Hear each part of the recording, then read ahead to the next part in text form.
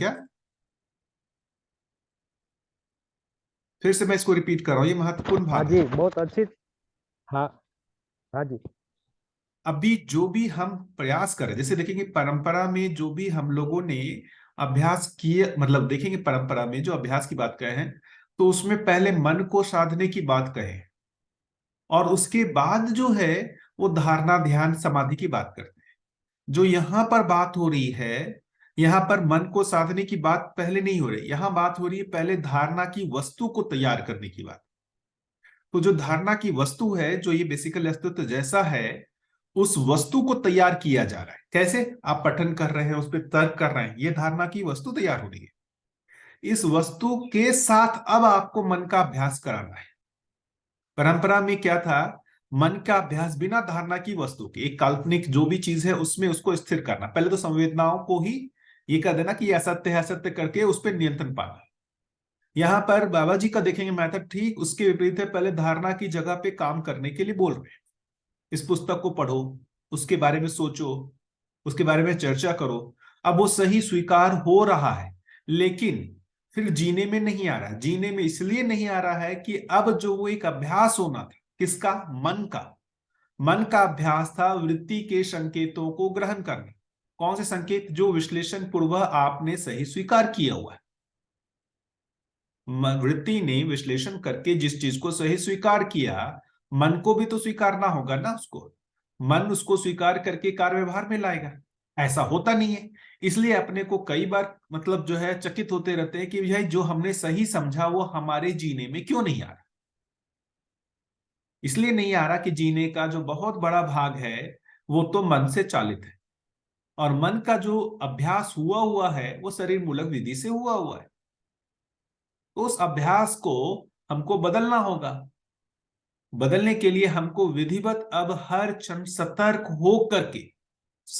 हो करके मन को वो वृत्ति के अनुसार चलाने का अभ्यास करना होगा। सतर्क होकर, इसलिए कह रहे सतर्कता। तीन वर्ड आता है ना, सतर्कता, सजगता, सहजता। सतर्कता की बात इसलिए आ रही है कि अब आपको सतर्कता पूर्वक मन का किधर से चालित हो रहा है, इस इंद्रियों के माध्यम से, शरीर के माध्यम से उसमें आशा बन रही है, या वृत्ति में जो सही विश्लेषण करके स्वीकार हुआ हुआ है उसके आधार पर वो चल रहा है।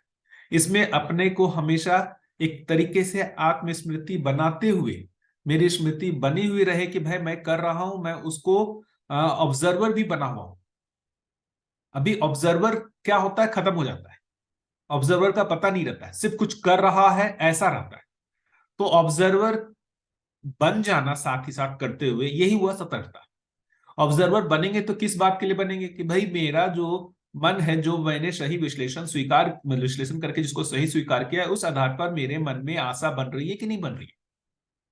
जैसे सिंपल सी बात कर ले कि भाई हमने जैसे संवेदनाओं से सुखी होने के लिए 4 से 5 संवेदनाओं से सुखी होने के लिए चल रहा है, या फिर हमने इधर जो देखा कि भाई जीवन जो है वो न्याय के साथ जी करके ही सुखी होता है। वो उस आधार पर हमारा मन में आशा का होना और उसके अनुसार जो है हमारा कार्य व्यवहार होना चल रहा है कि नहीं हो रहा है। तो ये जो ऑब्जर्वर, ये जो दृष्टा कर है, इसका एक्टिवेट होना आवश्यक है। तो अभी की स्थिति में कौन होगा? वृत्ति ही होगा। वृत्ति हर क्षण मन का दृष्टा बन जाए, इसके लिए जो अभ्यास है वो करते रहना पड़ेगा। इसी को सतर्कता कर रहे हैं। तो अभी हम जब पढ़ रहे होते हैं, जब हम सोच रहे होते हैं, उस समय तो हम बेसिकली अपने विचार आयाम में ही जी रहे होते हैं, कार्य व्यवहार को तो कर नहीं रहे।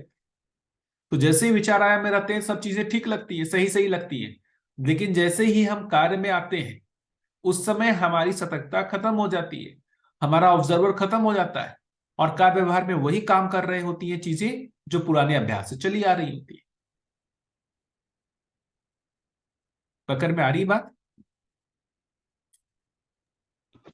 हाँ जी, ये पकड़ में आ रही है, क्योंकि बाबा का जो सबसे सटीक बात है ना, वो एक ही है कि जागृति क्रम जागृति, विकास क्रम विकास।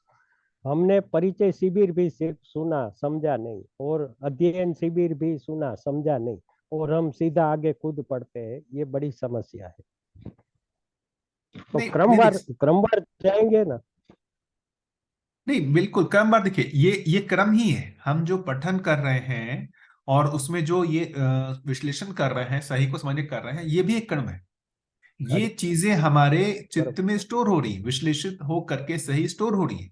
लेकिन उसका अभ्यास जो है, बरोबर। वो जो स्टोर हुआ उसके अनुसार मन को अभ्यास कराना भी पड़ेगा कि भाई जो भी सही स्वीकार हुआ है उसके अनुसार मन को हमको चलाने का हम्म। अभ्यास भी करना होगा। वो अभ्यास हमने नहीं किया, जिसको अपन कर रहे हैं व्यवहार अभ्यास। बहुत बढ़िया। हाँ, इस जो जो जिसको भी हम भैया कर जी, रहे हैं, श्रवण करना या जो भी पठन करना, ये सब अभ्यास के साथ हमको ये भी अभ्यास करना होगा। हाँ, बोलिए। भैया जी, ये पर्सन टू पर्सन वैरी भी कर सकता है, क्योंकि मैंने अपने आप में ये देखा है कि जिससे मैं जितना जितना अध्ययन को समझ रही हूँ और जो भी कुछ भी सूचना मुझ में जाती है, तो मेरा स्वतः ही ऐसा होता ही है कि इसका विश्लेषण होता है। फिर मैं ये सोचती हूँ कि जब मुझे पता चल गया है इसकी सीमा क्या है, तो मैं उसको रिपीट नहीं करती। ऑल्दो कभी कभी ऐसा होता है कि मतलब पता भी नहीं चलता और कल्पना वहां चली जाती है जहाँ नहीं जानी चाहिए, जैसे आपने कहा भी कि पूर्व के अभ्यास है। तो फिर मैं वापस से अपने मन को उधर से वापस लेकर आती हूँ कि इधर तो जाना ही नहीं है, क्योंकि कल्पना को आपका कैसे बोलते हैं उसे कि चौकीदार होना है हमें अपने विचार को देखने का। तो मुझे ऐसा लग रहा है कि ये हम हर किसी के साथ अलग अलग होता होगा, क्योंकि मैंने पाया है, मैंने स्ट्रॉन्ग डिसीजन लिए हैं अपनी लाइफ में अध्ययन के समझ को समझते हुए। तो पहले वाले व्यवहार से तो काफी परिवर्तन देखा है, और मुझे इतना विश्वास बनता है कि जब मैं इसको और टाइम दे पाऊंगी तो कुछ और भी मतलब मैं उतना ही गहरे से समझूंगी, ऐसा मेरा ध्यान जाता है। समझना जब हम कह रहे हैं इसका मतलब यही है कि वो व्यवहार से प्रमाणित हो जाए, उससे पहले तो वो सूचना ही है। तो मैं ऐसा समझती हूँ। बहुत बढ़िया। और इसमें एक बात और मैं महसूस की कि ये जीवन की पीड़ा है। अगर जीवन को पीड़ा मिल गई होती है किसी चीज से एक्सट्रीम लेवल की, तो मन उसे नहीं दोहराता है। जब तक पीड़ा का स्तर उस तक नहीं पहुंचा होता है, उस लेवल तक, तब तक वो फिर से लगता है कि शायद यहीं पर सुख है। मुझे ये भी महसूस होता है। तो मैंने अपनी लाइफ में कुछ क्षेत्रों में बहुत पीड़ा को देखा है, तो मुझे समझ में आ गया है कि इसका एक्सट्रीम लेवल यही है, कुछ भी नहीं होना है दुख के सिवा। और इसके अलावा तो सही रास्ता यही है कि ये जो कहा गया है इसको समझ कर जिया जाए, और मैंने जी कर देखा है तो भी ऐसा आराम आता है जीवन में, कोई चिंता की बात नहीं होती। और एक सूत्र मुझे बहुत अच्छा लगता है, उससे और आवेश और सब कुछ शांत हो जाता है कि आपकी उपयोगिता ही आपका सब कुछ है। तो उस पर ध्यान बना रहता है कि एनर्जी कहीं भी, विचार कल्पना कहीं भी वेस्ट ना हो। ऐसा गलतियां तो अभी भी हो रही हैं, लेकिन ध्यान भी जा रहा है, गुणात्मक परिवर्तन दिख रहा है, ऐसा मैं कहना चाहती हूँ भैया। बिल्कुल, अपने ऊपर ध्यान बने रहना वो एक बड़ा काम है, हम्म। उसका अभ्यास करना होगा। क्योंकि जब तक आत्मा दृष्टा नहीं हो जाता, तब तक तो हमको अभ्यास करना ही पड़ेगा। आत्मा एक बार दृष्टा हो जाता है, मतलब क्रियाशील हो जाता है, तो फिर इसकी जरूरत नहीं है, वो अपने आप सहज हो जाता है। उसके बाद उसमें आपको अभ्यास करने की जरूरत नहीं है, वो अपने आप ही हो जाता है। लेकिन जब तक वो नहीं हुआ है तब तक हमको सतर्कता तो रहनी पड़ेगी, सतर्क रहना पड़ेगा। यही है भैया, जो हमने। आत्मा क्रियाशील हो जाती, आत्मा क्रियाशील हो जाती है का क्या अर्थ है? मुझे तो लगता है वहां पे सब सत्य पता लगने के बाद क्रिया पूर्णता होती है। क्रियाशील होने का मतलब मैं कह रहा हूं कि अभी मन वृत्ति चित्त तक ही जो चल रही है, साढ़े चार क्रिया जो बोलते हैं, इसकी जगह जो बुद्धि क्रियाशील होना और फिर आत्मा में अनुभव हो जाना, आत्मा में व्यापक का अनुभव होने के बाद आत्मा का ही प्रभाव रहता है। ओके अभी ओके। क्या है, अभी देखेंगे तो कभी मन प्रभावशील है, कभी वृत्ति प्रभावशील है। अभी दोनों चल रहा है ना। अभी देखेंगे तो टू वे चलता है। कभी कुछ जो भी कार्य होते हैं वो मन में जो रुचि मूलक आस्वादन है उसकी आशा से चलता है, और कभी वृत्ति में जो विश्लेषण हुआ सही का उसके आधार पर चलता है। लेकिन एकदम आत्मा सही है। में, आत्मा का ही एक खूबी है कि आत्मा यदि क्रियाशील होता है, मतलब क्रियाशील होने का मतलब यही है कि व्यापक में उसका अनुभूत होना होता है, तो फिर हमेशा उसका ही प्रभाव बना रहता है जीवन में। अब ये नहीं कि कभी आत्मा प्रभावशील है, कभी बुद्धि है, कभी चित्त है, कभी वृत्ति है, कभी मन है, नहीं। जो हमेशा प्रभाव रहेगा आत्मा का ही रहेगा, उसी को कह रहे हैं मध्यस्थ क्रिया। वो हमेशा मध्यस्थ क्रिया का प्रभाव बना ही रहता है, अभी नहीं है। अभी शम विषम चल जी रहा भैया, है। थैंक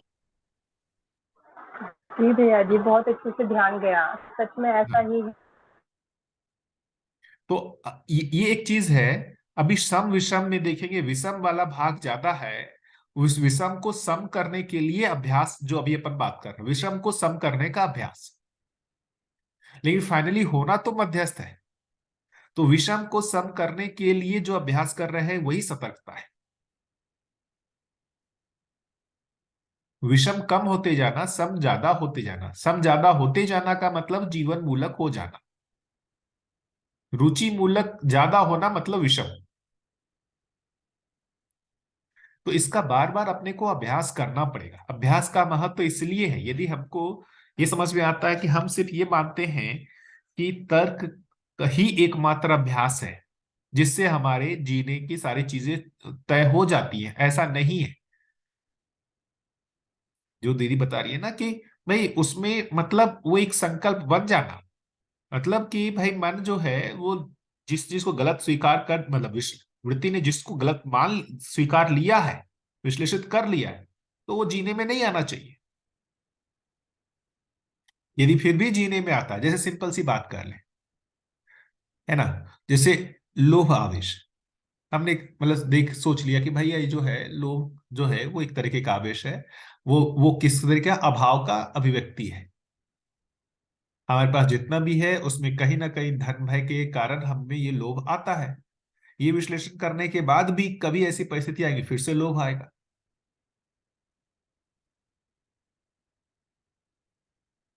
क्रोध आवेश, ये समझ में आ गया कि अपनी अक्षमता का प्रदर्शन ही क्रोध है। विश्लेषण किया, हाँ यार ऐसी परिस्थिति में मैं उसको अच्छे से नहीं समझ पाया, इस परिस्थिति को, इस कारण से मैं क्रोधित हुआ। समझ लेने के, विश्लेषित कर लेने के पश्चात भी वो आवेश यदि आ रहा है, इसका मतलब क्या कहा जाए। तो विश्लेषण करना वो अलग भाग है। विश्लेषण भी हम कब करते हैं? घटनाएं घट जाने के बाद पोस्ट एनालिसिस करते हैं। हमको अभ्यास करना होगा किस चीज का? जब घटना घट रही है उस समय भी हमें उसका विश्लेषण होने लगे। फिर से मैं दोहरा रहा हूं, घटना घटने के बाद हम विश्लेषण करते हैं। अभी उसके जगह एक और अभ्यास करना है, घटना घटते समय हम अभ्यास करते रहें, और उससे बाद और उसकी स्वतंत्रता ही घटना के जो मूल जड़ है, जो रूट्स है, वो जैसे ही इनिशिएट हुए उसी समय हमारा दृष्टा मतलब वो आ जाए, वृत्ति एक्टिव हो जाए और उसको फैलने ही ना दे। इसी को ही आप सतर्कता कहते हैं ना। बिल्कुल, इसी को ही सतर्कता कह रहा हूं। तो यह एग्जाम्पल से बताएं इस बात को प्लीज, कोई एक एग्जाम्पल से बता सकते हैं इसको?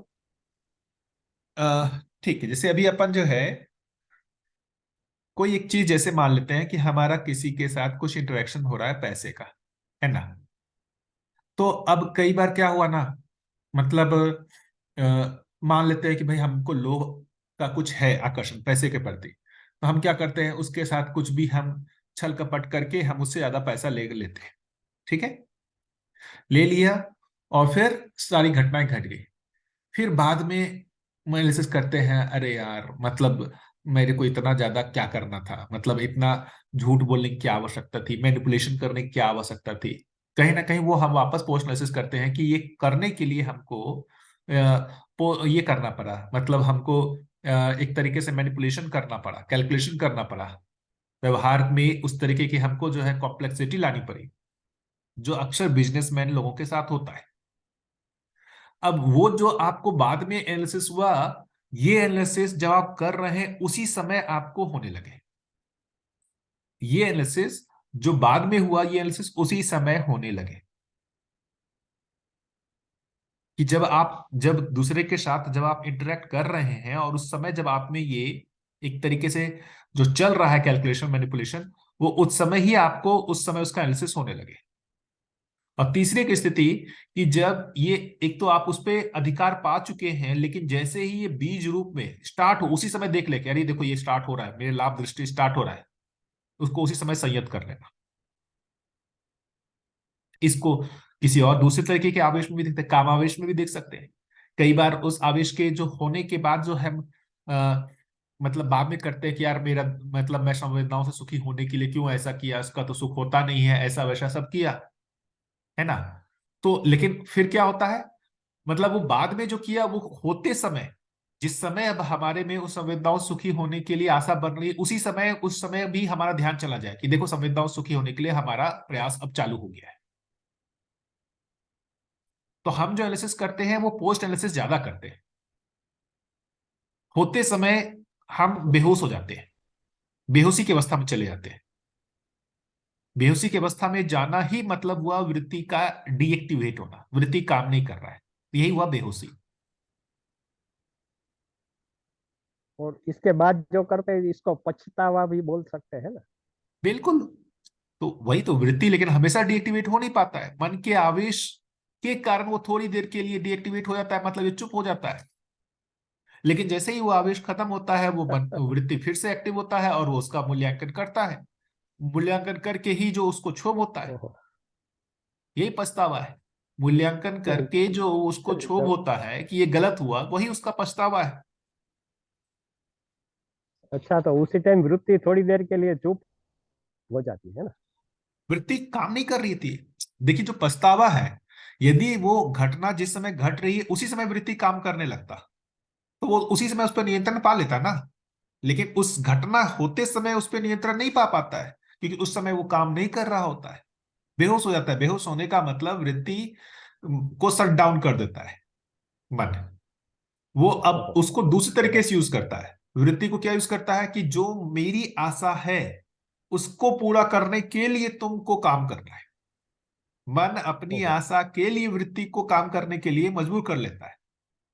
उसी को ही तो कह रहे हैं हीनता, क्रूरता, दीनता। कुछ हम छल कपट करके हम वो अपनी आशा को पूरा कर लेते हैं, लेकिन जब वो प्रभाव खत्म होता ओहो। है तो उसके बाद जो है वृत्ति का वो छल कपट पाखंड दूर होता है और वो फिर मन का जो निष्कर्ष निकालता है, जो भी मन का मूल्यांकन करता है उसमें उसको गलत पाता है। इसी का तो पछतावा कहते हैं। यदि ये नहीं क्रिया होती तो पछतावा भी नहीं होता। जबरदस्त बात कही आपने। ये पकड़ में आ रहा है, हम लोगों को अपने ही देखना पड़ेगा। देखिए ये सारी क्रियाएं स्वयं में देख के ही पता चलती है कि क्रियाओं का कनेक्शन कैसे चल रहा है। ये आप लोग बताएंगे कैसे हो रहा है। अब आप लोग को जैसा कैसा लगता है क्रियाओं में किस तरीके से कार्य हो रहा है, तो आप लोग फिर उसका गवाही देंगे ना। हाँ जी। बताइए आप लोग। घटना के वक्त ही सतर्क रहना ही इसका इलाज है। बाकी तो पछतावा करने में पूरी जिंदगी चली जाती है, परिवर्तन नहीं आता। हम्म,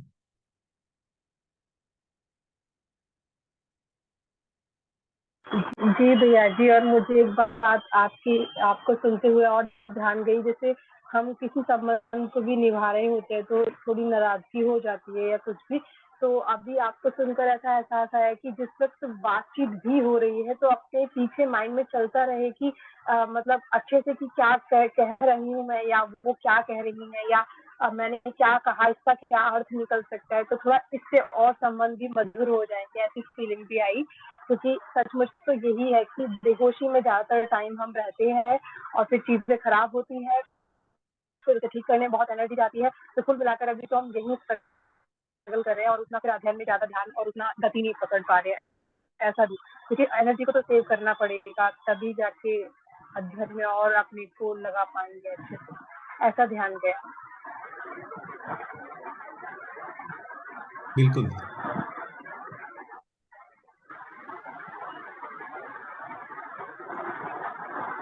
तो सतर्कता का भैया ऐसा एफर्टफुली अभी जैसे अभ्यास करते रहेंगे तो धीरे धीरे वो एफर्ट जो लग रहा है वो कम होते जाएगा, ऐसा दिख रहा है।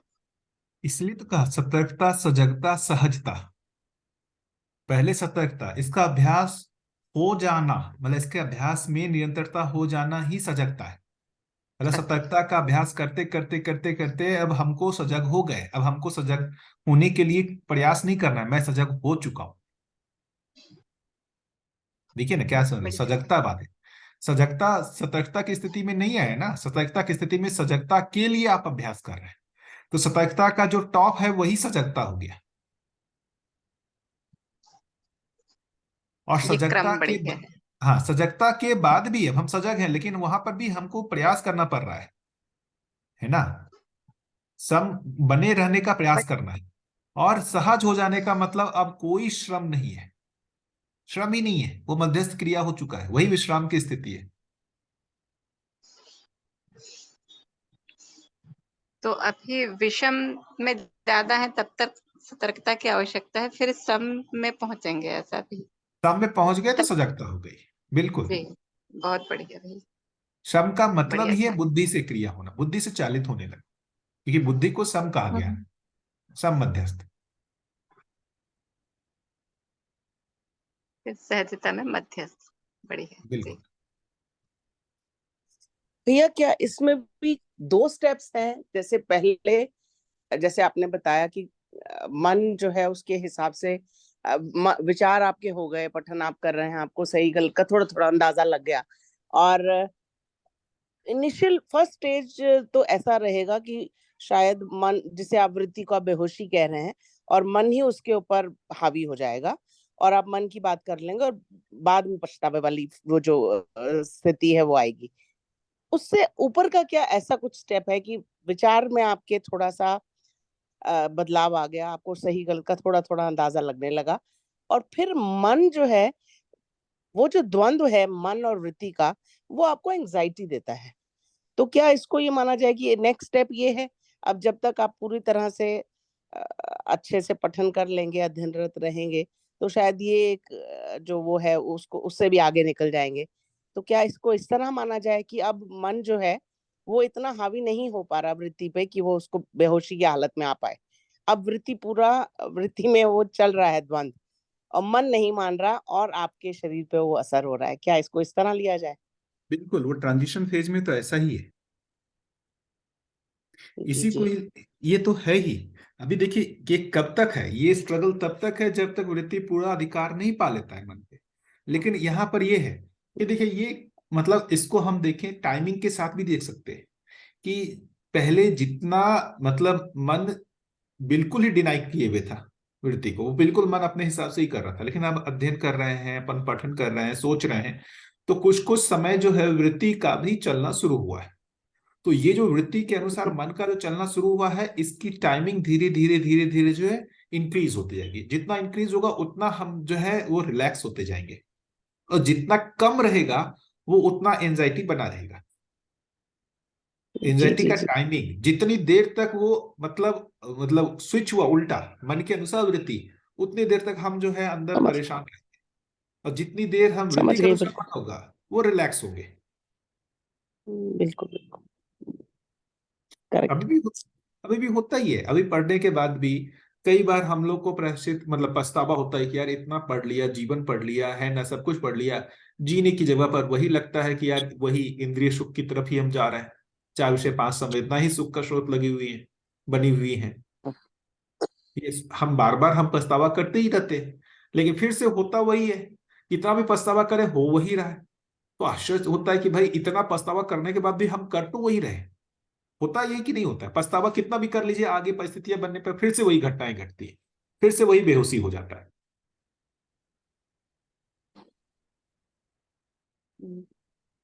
तो बढ़िया। ये, ठीक है हाँ भैया। ये बिल्कुल इसको एक बढ़िया समझने की जरूरत है कि यहाँ पर सिर्फ हम पठन करने से ये अभ्यास नहीं होगा, उसको जीने में भी अभ्यास करना होगा, है ना। जीने में अभ्यास करने का मतलब हुआ हम व्यक्ति के साथ जब अभ्यास कर रहे हैं, जब हम कोई काम कर रहे हैं, हर समय हमारा जो भी हमने सही को स्वीकारा हुआ है उसके अनुसार चल रहा है या उसका अपोजिट चल रहा है।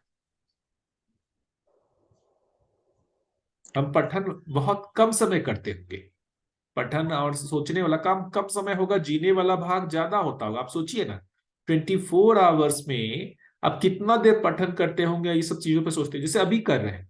अभी कोई दिक्कत नहीं है, अभी सब कुछ अच्छा अच्छा लग रहा होगा, है ना। अभी कोई एंजाइटी नहीं, कुछ नहीं, सब बढ़िया चल रहा है, क्योंकि अभी वृत्ति और चित्त के लेवल पे काम हो रहा है।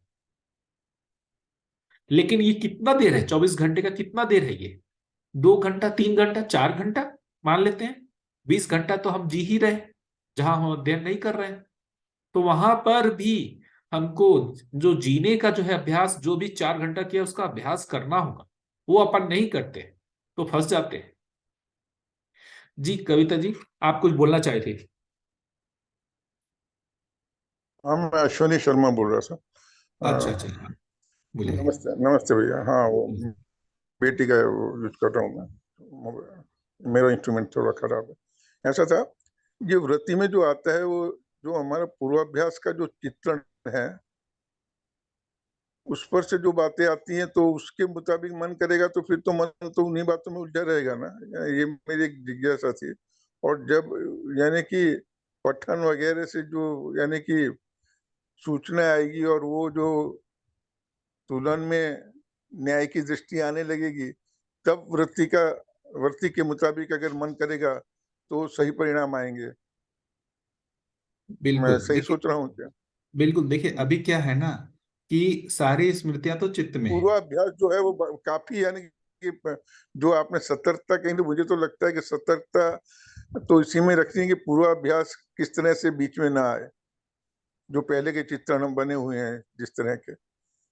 पूर्वाभ्यास और ये देखिए जो क्या नई है। सूचना आ रही है उसके मुताबिक हमारे यहाँ तुलन या हमारी दृष्टि में फेरफार हो सके।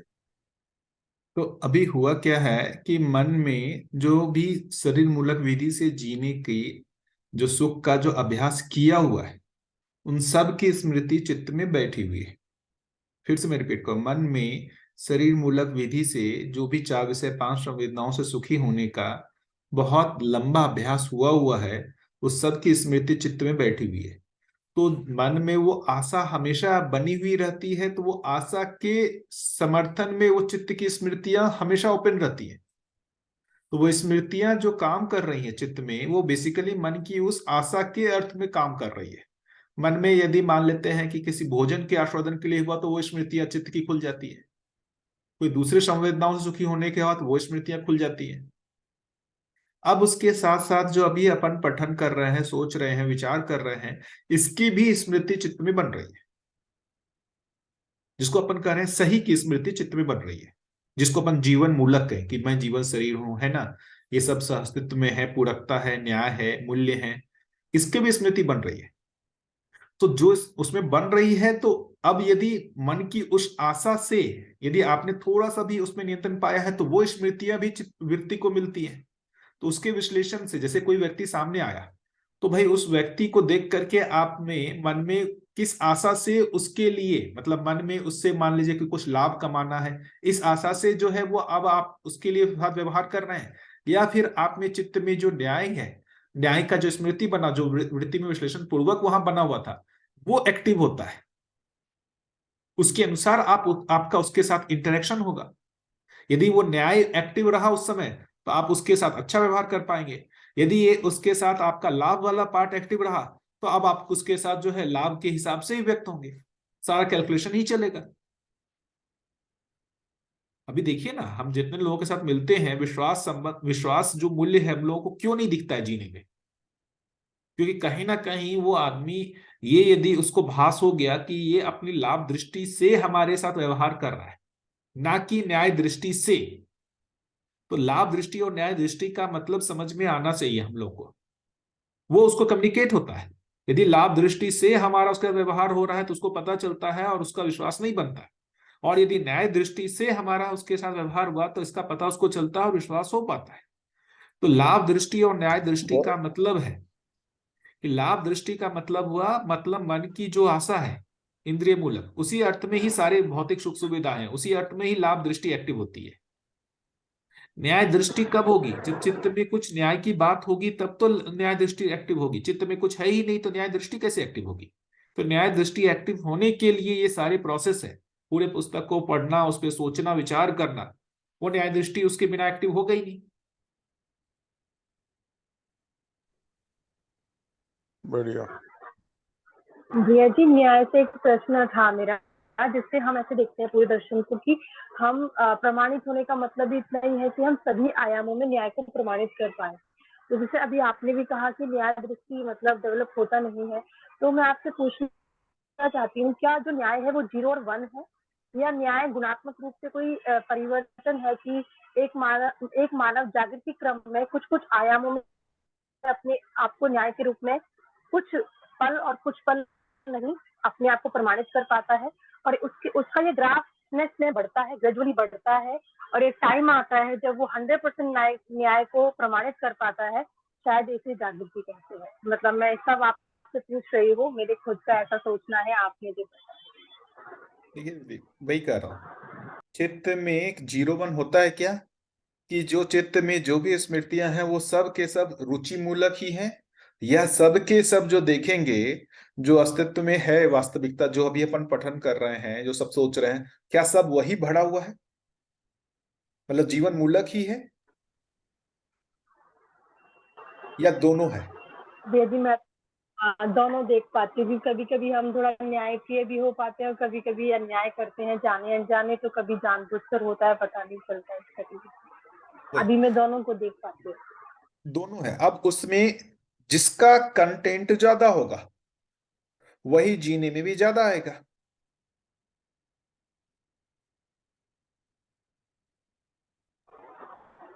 जी जी भैया जी। तो 0 1 तो होता ही नहीं है। 0 1 का मतलब या तो फिर जो है शरीर मूलक कोई स्मृति ही नहीं है, सब जीवन मूलक ही है, या जो जी या भैया उसका जी। अपोजिट करे, जीवन मूलक कुछ नहीं है, सब शरीर मूलक ही है। ऐसा है क्या हम लोगों में? नहीं है, दोनों ही है। तो अब इसमें अभी क्योंकि हम कभी जितना कभी जितना हम पठन करेंगे, जितना हम पढ़ेंगे, वो हम बेसिकली जो जीवन मूलक जो भी है उसके स्मृति को बढ़ा रहे हैं। जितना हम उसका अभ्यास करेंगे उस अनुसार जीने का, उतना हम उस स्मृति को बढ़ा रहे हैं। जितना हम जीने में अभ्यास कर रहे हैं, सतर्कता का अभ्यास कर रहे हैं, वो सब उसमें बढ़ रहा है, उतना हमारे जीने में आने लगता है। तो ये परिवर्तन तो मतलब एक तरीके से कहें क्रम से ही है। सडनली नहीं होगा कि अभी हम पूरी तरीके से रुचि मूलक हैं, शरीर मूलक हैं, और सडनली एक समय आएगा जहां पर हम पूरी तरीके से जीवन मूलक होंगे। ऐसा तो मुझे नहीं लगता। नहीं, बिल्कुल ठीक है भैया जी, मैं भी ऐसा ही मानती हूँ। लेकिन एक बार एक गोष्ठी में ऐसे प्रश्न उठा तो ऐसे थोड़ा लगा कि ये थोड़ा सा गलत हो गया, क्योंकि अभी तक हम इतना ही समझते हैं कि जितने भी हमारे अध्ययन के बड़े भाई बहन हैं वो सभी गुणात्मक रूप से आप न्याय के रूप में ज्यादा प्रमाणित कर पा रहे हैं और हम बहुत कम कर पा रहे हैं। तो आई थिंक यही उनका सीखना है। जैसे उन्होंने 10 साल लगाया या 5 साल लगाया, तो उसका जो उनको रिजल्ट मिला, जो उनका फ्रूट मिला, वो न्याय के रूप में प्रमाणित कर पा रही है, उनका प्रतिफल है। और जागृति क्रम में मतलब वो जितना जितना न्याय को और प्रमाणित कर पाएंगे तो वो डेफिनेटली जागृति को पाएंगे। और सिमिलरली हम भी जिस तरीके से आगे बढ़ रहे हैं, तो मेरा मानना भी यही है कि 0 और 1 का खेल तो नहीं है, ये कोई क्वांटिटेटिव चेंजेस है जो कि मतलब स्नेह स्नेह ग्रेजुअल आएंगे। और जितना जितना मैं न्याय को प्रमाणित कर पाऊंगी उतना उतना ये जागृति क्रम में आगे बढ़ने जैसा दिखता है। बिल्कुल। अभी देखिए, दोनों ही चीजें हैं। जैसे अभी जो रुचि मूलक का जो भी आस्वादन का हम लोग जो भी प्रयास करते हैं, मन वृत्ति जब उसका मूल्यांकन करता है तो उसको क्षोभ होता है, पश्चाताप होता है जिसको का। अब उसके अपोजिट जो है, जब वो न्याय का जितना भी बना है, थोड़ा सा ही हल्का सा ही बना है, उस न्याय के आधार पर वो जब मन के अनुसार मूल्य मूलक आस्वादन होता है, तो वृत्ति भी उसका मूल्यांकन करता है सही, और इस तरीके से उसको भी आश्वस्ति बनती है, मन को भी अच्छा लगा मूल्य मूलक आस्वादन का, और वृत्ति भी उससे सहमत हुआ। तो ये हम स्वयं में आश्वस्त होते हैं। ऐसा करके जब भी हम किसी के साथ न्याय कर पाते हैं, हमको अच्छा लगता है, हमको उसके बाद कोई पश्चाताप नहीं होता, हमको अच्छा लगता है। वो अच्छा लगने का भाव ही हमारे में आगे के लिए उत्साह बनाता है कि हमको इसका और अभ्यास करना है। क्योंकि जितना हमने किया न्याय के साथ हमको अच्छा लगा, सामने वाले को भी अच्छा लगा। सामने वाले ने यदि उसको पहचाना और उसके रिटर्न में हमारे साथ भी वैसा न्याय किया, तो हमारे को और उत्साह बनता है कि देखो न्याय करने से हम हमारे साथ भी न्याय हुआ। तो हमारे में जो कहते हैं ना, मतलब एक जो कहते हैं रुचि मूलक आस्वादन की जो तृप्ति है वो बहुत क्षणिक है। मूल्य मूलक जो आस्वादन है उसकी तृप्ति दीर्घ परिणामी है, दीर्घ काल तक है। तो इसलिए तो जीवन में आश्वस्ति बनेगी। यदि जीवन को आश्वस्ति नहीं बने न्याय करके, तो फिर वो न्याय की तरफ क्यों जाएगा? आप अच्छा व्यवहार करके देखिए ना, जिन दिन भर में जिसके साथ भी इंटरेक्ट करते हैं, थोड़ा सतर्क होकर के अच्छा व्यवहार कि भाई हमको न्याय करना है, इस तरीके का आप सब लोगों के साथ व्यवहार कीजिए। देखिए वहां से जो रिटर्न आएगा उससे आपको तृप्ति मिलेगी। वही तृप्ति हमारे लिए आगे जागृति के लिए उत्साह है। हम वो नहीं करते हैं, है ना, इसलिए हमारा उत्साह नहीं बनता।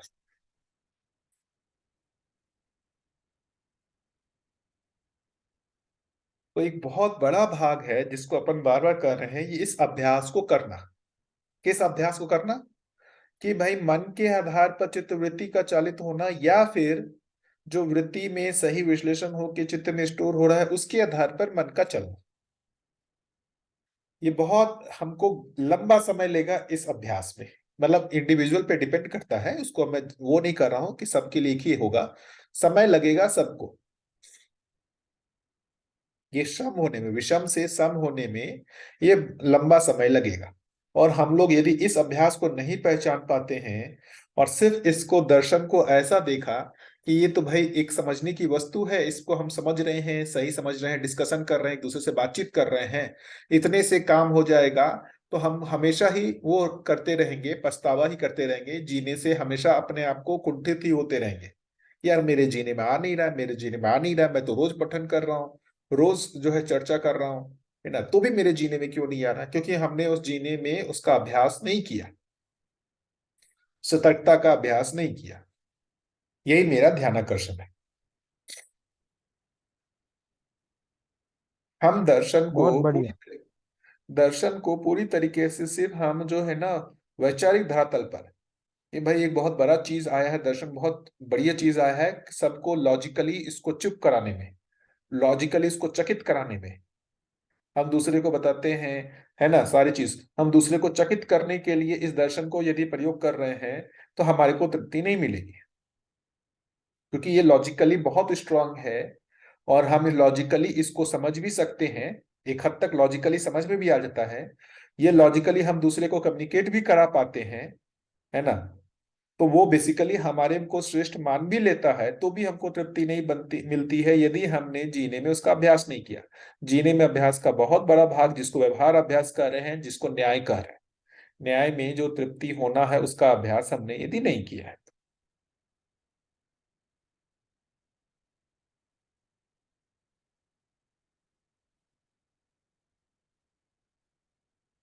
सही। इसमें आप लोगों को कैसा लगता है? जो भी लगता है बताइए। बहुत बढ़िया समझ में आता है।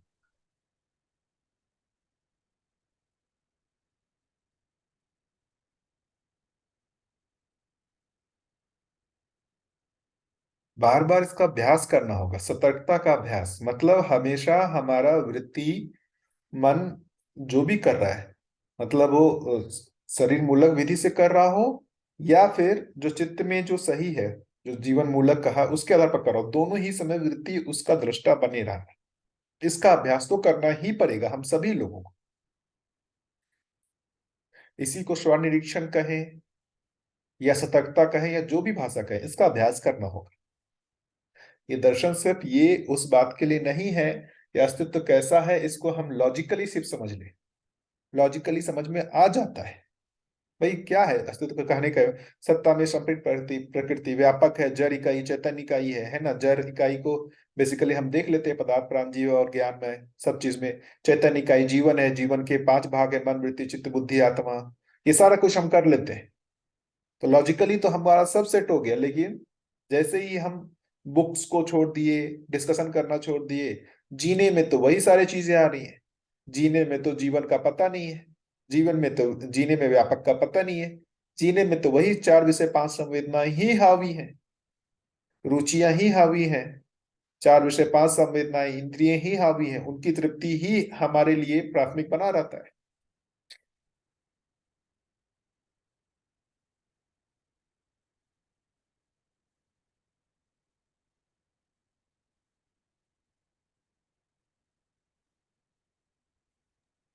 तो इस अभ्यास में भैया वातावरण का भी इफेक्ट आएगा, पर उसको हमको फेस करके more effortfully we have to practise it.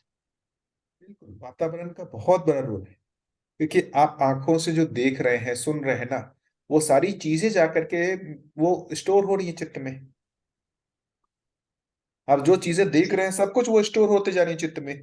चित्त में स्टोर होगा तो वो बेसिकली मन की उस आशा के लिए आप वो सारी चीजें स्टोर कर रहे हैं। आप मूवीज जा रहे हैं, जो भी चीजें देख रहे हैं, जैसे आप उसे मान लेते हैं कि ये देखेंगे कि भाई जैसे मान लेते हैं काम आविष्कार, तो जितनी सारी मूवीज है, जितना सारा कुछ आप गंदगी देखेंगे, वो सारे जो है काम आवेश के जो भी चीजें हैं वो सब चित्त में जाकर के स्टोर हुए।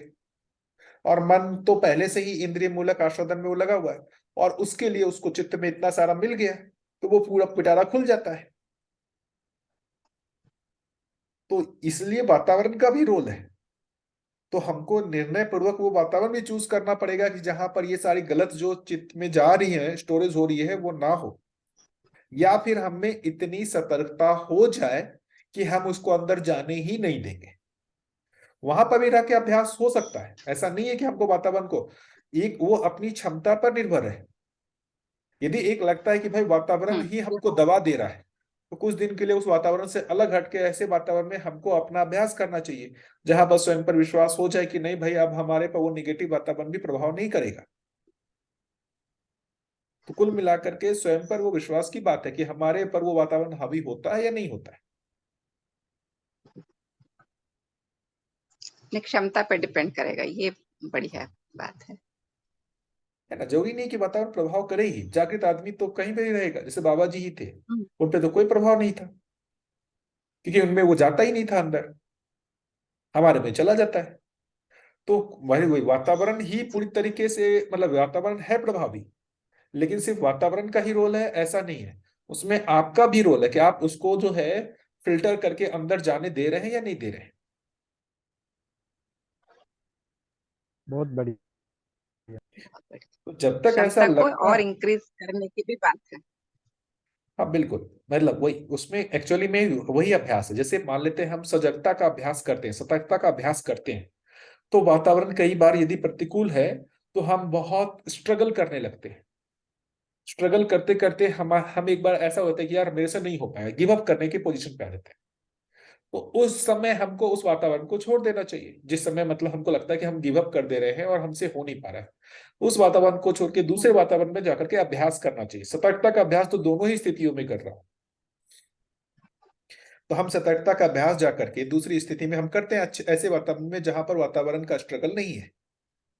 वो अभ्यास करते करते करते करते हम वापस जो है फिर जो दूसरे निगेटिव वातावरण है, हम वहां पर जाकर के भी इसको चेक करते हैं क्या अब हम पर उतना प्रभाव पड़ता है या नहीं पड़ता है। देखते हैं कि यार मैं झेल पा रहा हूं, अब ऐसा नहीं कि मैं गिव अप कर पा रहा हूं, मैं झेल पा रहा हूं, है ना। और मैं इसके साथ साथ अब सतर्कता का अभ्यास कर पा रहा हूं, ऐसा नहीं कि मैं पूरी तरीके से सरेंडर हो गया वातावरण पे। तो अपने स्वयं पर विश्वास बनता है, नहीं यार अब किया जा सकता है, यहां भी रह करके तो करते हैं।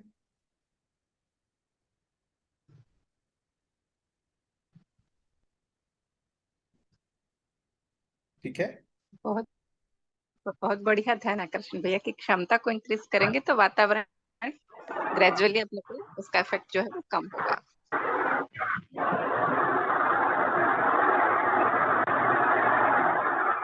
वॉइस आ रही है।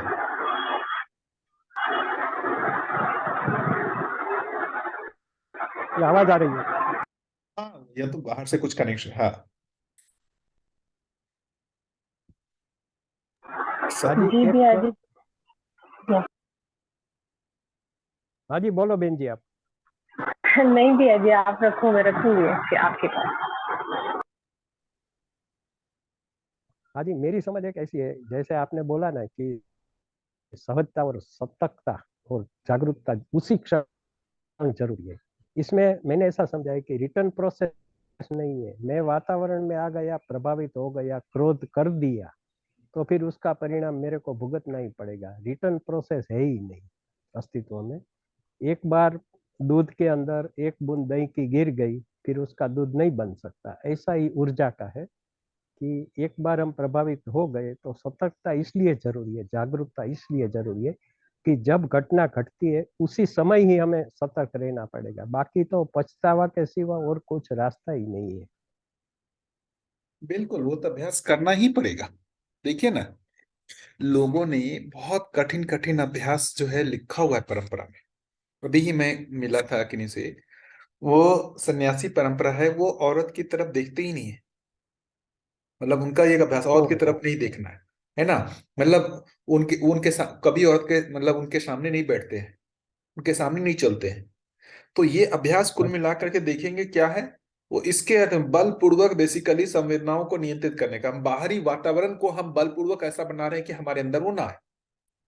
लेकिन इतने से काम नहीं चलेगा, हमको अंदर वो स्थिति लानी पड़ेगी कि वो बाहर हो या ना हो उसका प्रभाव ना पड़े। ये बात पकड़ में आ रही कि नहीं? परंपरा में ये बहुत चीज बढ़िया। को, ये स्टेप, एक स्टेप ठीक है, वो आप पहले उस अभ्यास को कर सकते हो कि जहां पर हम जो है वो जो हमारे में गलत विचार भाव आने हैं वो ना आए। लेकिन ऐसी उसके साथ साथ हमको एक ऐसी परिस्थिति में स्थिति में आना पड़ेगा, हम में सतर्कता आ जानी पड़ेगी, सजगता आ जानी पड़ेगी कि अब वो होने से भी प्रभाव ना हो।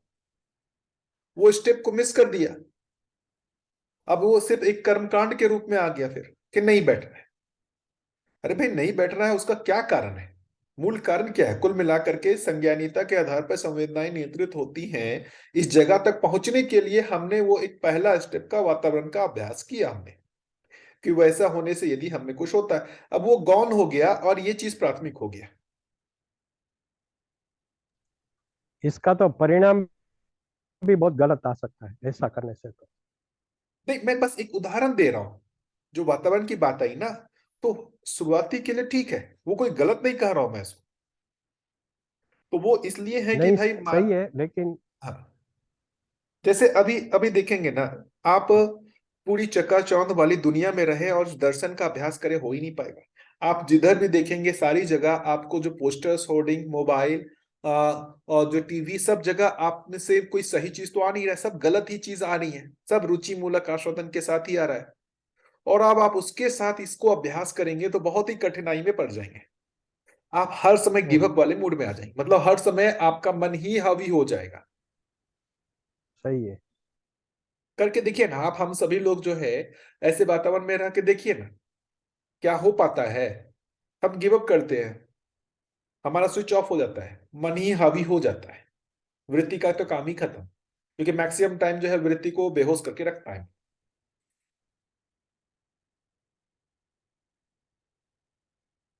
तो मतलब नए संस्कार बनने में वो वातावरण का भी रोल है। तो यदि अपने में विश्वास की बात है कि हम इस वातावरण में भी अभ्यास कर सकते हैं तो अच्छी बात है, नहीं है तो वातावरण को बदलना चाहिए।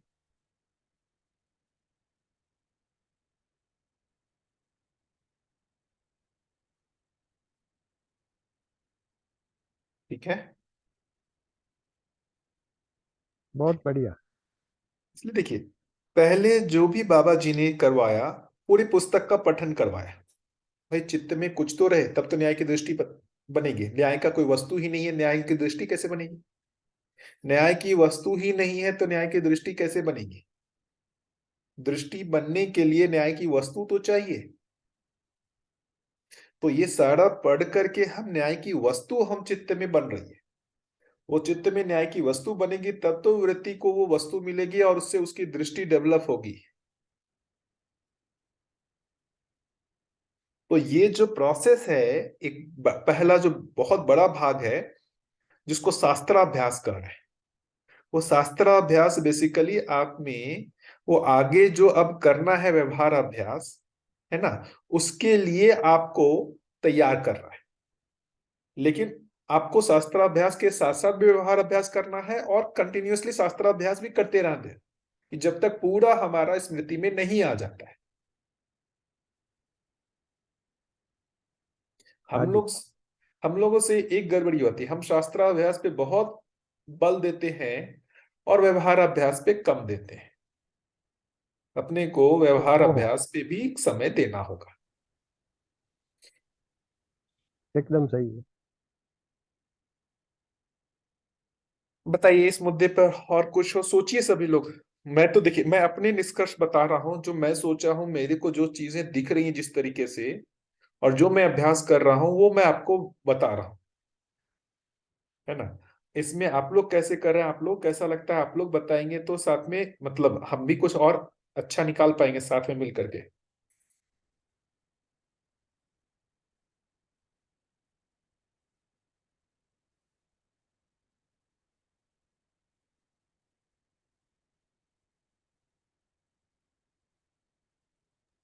मेरे हिसाब से तो एक एक क्षण हमें सतर्क रहना चाहिए। और ये जो 4 क्रिया और 5 संवेदना है, वो सब क्षणिक है।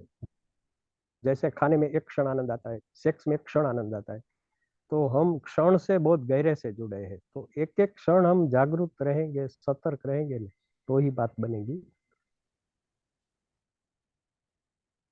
वही, वो क्षण को हम कितना भी कर लें, वो उसकी कंटिन्यूटी नहीं हो सकती, उसकी निरंतरता नहीं हो सकती। ये तो लॉजिकली पहले समझना पड़ेगा। अभी मैक्सिमम जो देखेंगे, जो भी समाज जो डेवलप हो रहा है, या अभी भौतिकवाद का जो डेवलपमेंट हुआ है, वो बेसिकली उस क्षण को लगातार करने का प्रयास हुआ है।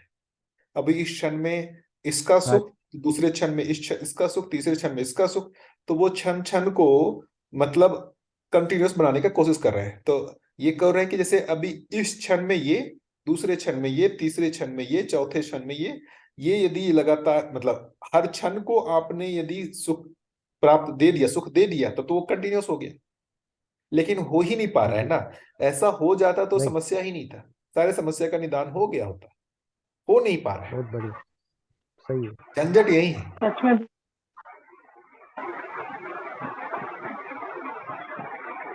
आपका नॉइज बहुत आता है वर्षा जी, पीछे का। अभी ठीक है, अभी नहीं आ रहा है। और सबसे मजेदार बात यह है, इतनी छन छन के प्रयास के बाद भी ज्यादातर लोगों का ध्यान नहीं गया है कि भाई इसकी निरंतरता नहीं हो सकती। जब तक ये ध्यान नहीं जाएगा तब तक हम जागृति के लिए प्रयास ही नहीं करेंगे। तो ये ध्यान चले जाना जो है वही पहला स्टेप। तो हम सभी लोगों का एक तो ये मानिए कि ये ध्यान चला गया है। अच्छा, ये ध्यान चले जाने मात्र से नहीं होगा।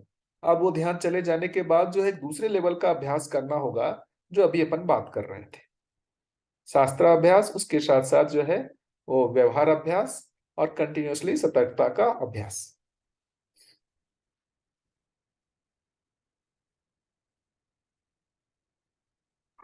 भैया जी, जैसे आप अभ्यास की बात कर रहे हैं अलर्ट रहने की, तो अलर्ट रहने के लिए मतलब एक बहुत सरल भाषा में हम कैसे अपना ध्यान को रखें, तो क्या बिंदु मन में याद रखें जैसे हम सतर्क रहे तो?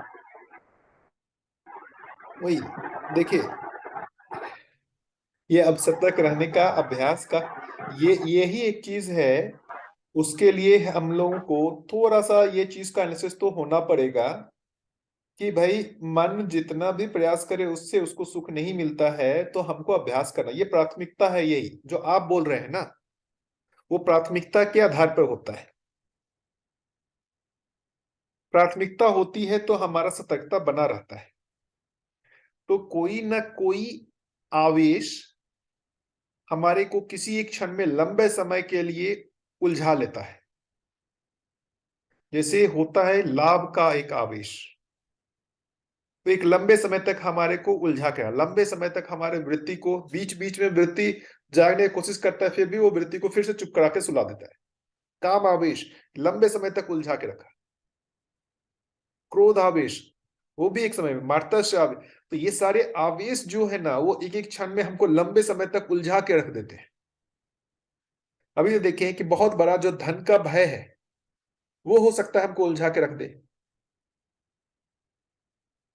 तो कुल मिलाकर के इसके प्राथमिकता बनने के लिए मुझे जो लगता है कि इसका पठन होना, दर्शन का पठन होना, उसका विश्लेषण होना, बहुत सटीकता से विश्लेषण होना, उससे मुझे लगता है प्राथमिकता बनती है।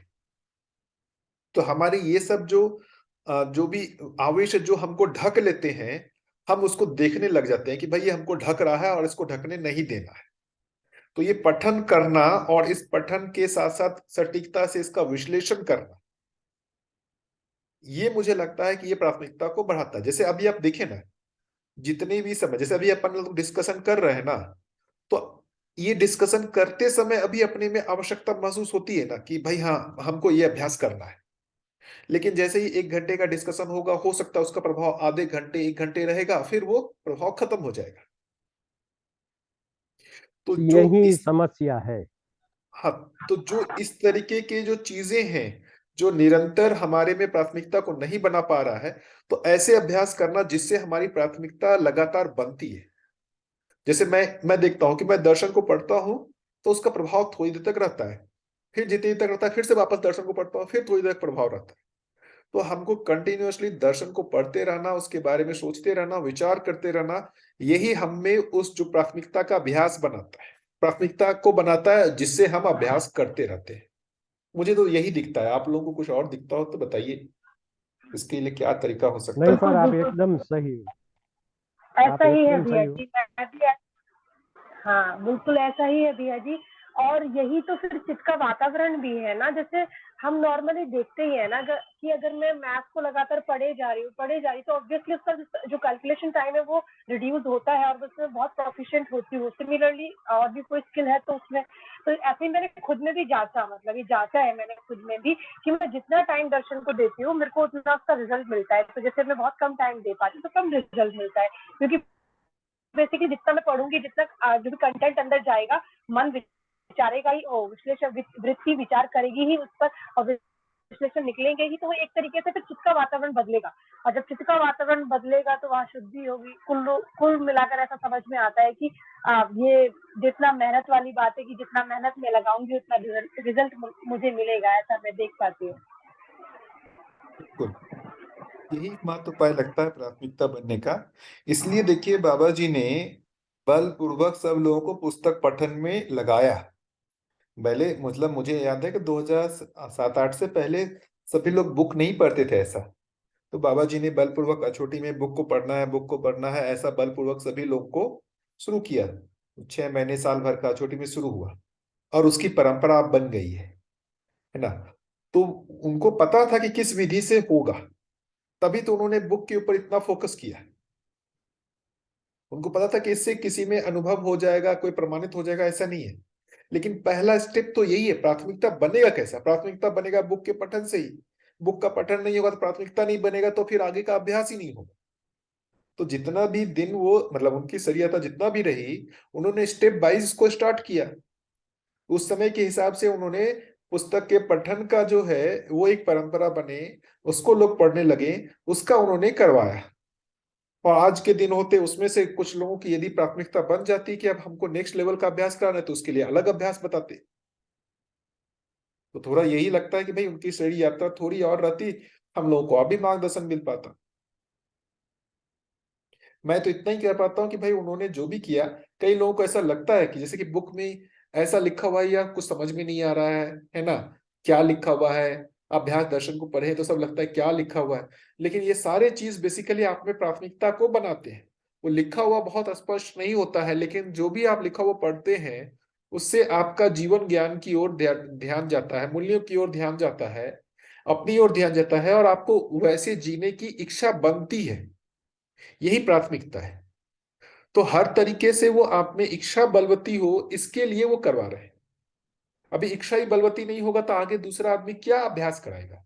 जैसे मुझे आपको कोई एक चीज की तैयारी करानी है, जैसे मान लेते हैं कि मैं आईआईटी की कोचिंग कराता था। अब मान लीजिए कि किसी में आईआईटी करने की इच्छा ही नहीं है, तो मैं उसको क्या मैं अभ्यास करा सकता हूँ, फिजिक्स और पढ़ा सकता हूँ? तो इच्छा को बलवती करने के लिए पहले काम करना होता है। इच्छा बलवती हो गई तब उसके नेक्स्ट लेवल का अभ्यास। जी बताइए अमित जी, आपने हैंड रेस किया हुआ है। हाँ भैया। भैया जैसे आपने कहा कि प्राथमिकता नहीं बन पा रही है, तो एक रीजन ये भी हो सकता है भैया कि जो आपने जैसे कहा था कि न्याय की वस्तु न दिखने की वजह से न्याय दृष्टि बन नहीं पाती। तो वैसे ही भैया जब भ्रमित रहते हैं तो जो निरंतरता वाली वस्तु है वो हमें निरंतरता वाली वस्तु नहीं मिल पाती, इसलिए हमारी प्राथमिकता नहीं बनती, ऐसा भी हो सकता है। बिल्कुल, निरंतरता वाली वस्तु, जैसे मान ली दर्शन नहीं पढ़े हुए हैं, है ना, न्याय का पता ही नहीं है क्या है, मूल्यों का पता ही नहीं है, उसके बारे में हम सोचे भी नहीं, सुने हुए भी नहीं है, हमारे में कैसे बनेगी? हमारे में देखिए, संस्कार के आधार पर इतना ही हो सकता है, जो भी हमारे पूर्व संस्कार है उसके आधार पर इतना ही हो सकता है कि हम गलत से छटपटा सकते हैं, उससे मुक्ति का रास्ता नहीं दिखेगा। जो हमारे पूर्व संस्कार या पूर्व जन्मों के संस्कार से ये हो सकता है कि हम गलतियों को अस्वीकार करने लग जाएं, उससे पीड़ित होने लग जाएं, करके भी हम पीड़ित हो, इतना तक का हो सकता है। सॉल्यूशन नहीं मिलेगा। या फिर भैया ऐसा भी कि जिसको मतलब निरंतरता वाली वस्तु मिल गई हो, ऐसा किसी आदमी के संपर्क में हम नहीं आ हाँ, पा रहे हैं। ये बढ़िया है। ये भी एक चीज है कि देखिए, एक और जो वातावरण, ये बोल रहे हैं वातावरण का प्रभाव। तो ऐसा कोई एक जागृत व्यक्ति मिल जाए जिसके जिसका मतलब आचरण हमको हमेशा अपने से श्रेष्ठ लगे। श्रेष्ठ लगने का मतलब ही हुआ है कि वो मुझ में नहीं है और उसमें है, तभी उसको श्रेष्ठ मानेंगे। तो वो यदि बार बार हमको दिखने लगे तो हमें उसके लिए पीड़ा हो कि भाई हमारा भी आचरण इसके जैसा हो जाए। इसी की ही तो बात हो रही है, इसलिए तो परंपरा की बात हो रही है। अभी इतना कष्टदायक ये इसलिए है क्योंकि हमारा वातावरण वैसा नहीं है, हमारे वातावरण में जागृत व्यक्ति नहीं है जिसको देख करके, जिसके आचरण को देख करके हमको श्रेष्ठता का अनुमान हो, हमें उसके लिए, हमें उनके ऐसा बनने की जो है जिज्ञासा बने, प्राथमिकता बने। वो नहीं होने का ही कारण है कि हम लोगों को इतना कष्ट झेलना पड़ रहा है। तो अब बात हो रही है कि नहीं है तो ये होगा कैसे, हम लोगों को ही करना होगा। ये एक बड़ी जिम्मेदारी है। देखिए, बड़ा मुझे लगता है कि मैं भी एक समय बहुत पीड़ित हुआ, और उसका बहुत बड़ा भाग मैं मानता हूं कि वातावरण ऐसा नहीं मिलने के कारण मेरे साथ इतना दिक्कत हुआ, तो वातावरण बना है। तो कैसे बनाए, तो भाई मुझ में श्रेष्ठ आचरण हो। ये जो मेरा श्रेष्ठ आचरण है वही मेरे आसपास के लोगों के लिए श्रेष्ठ वातावरण होगा। इसलिए तो बोल रहे हैं बहुत कि भाई बढ़िया। अनुभव होने की इच्छा हुए बिना, मतलब सॉरी, प्रमाणित होने की इच्छा हुए बिना अनुभव नहीं होगा। तो हमको ये चीज होना कि भाई वातावरण बने, मतलब एक तरीके से एक स्टेप और आगे अपन बढ़ेंगे कि भाई मेरे जीने से परंपरा बनने में यदि कुछ योगदान होता है, वो उसकी तृप्ति है अपने में।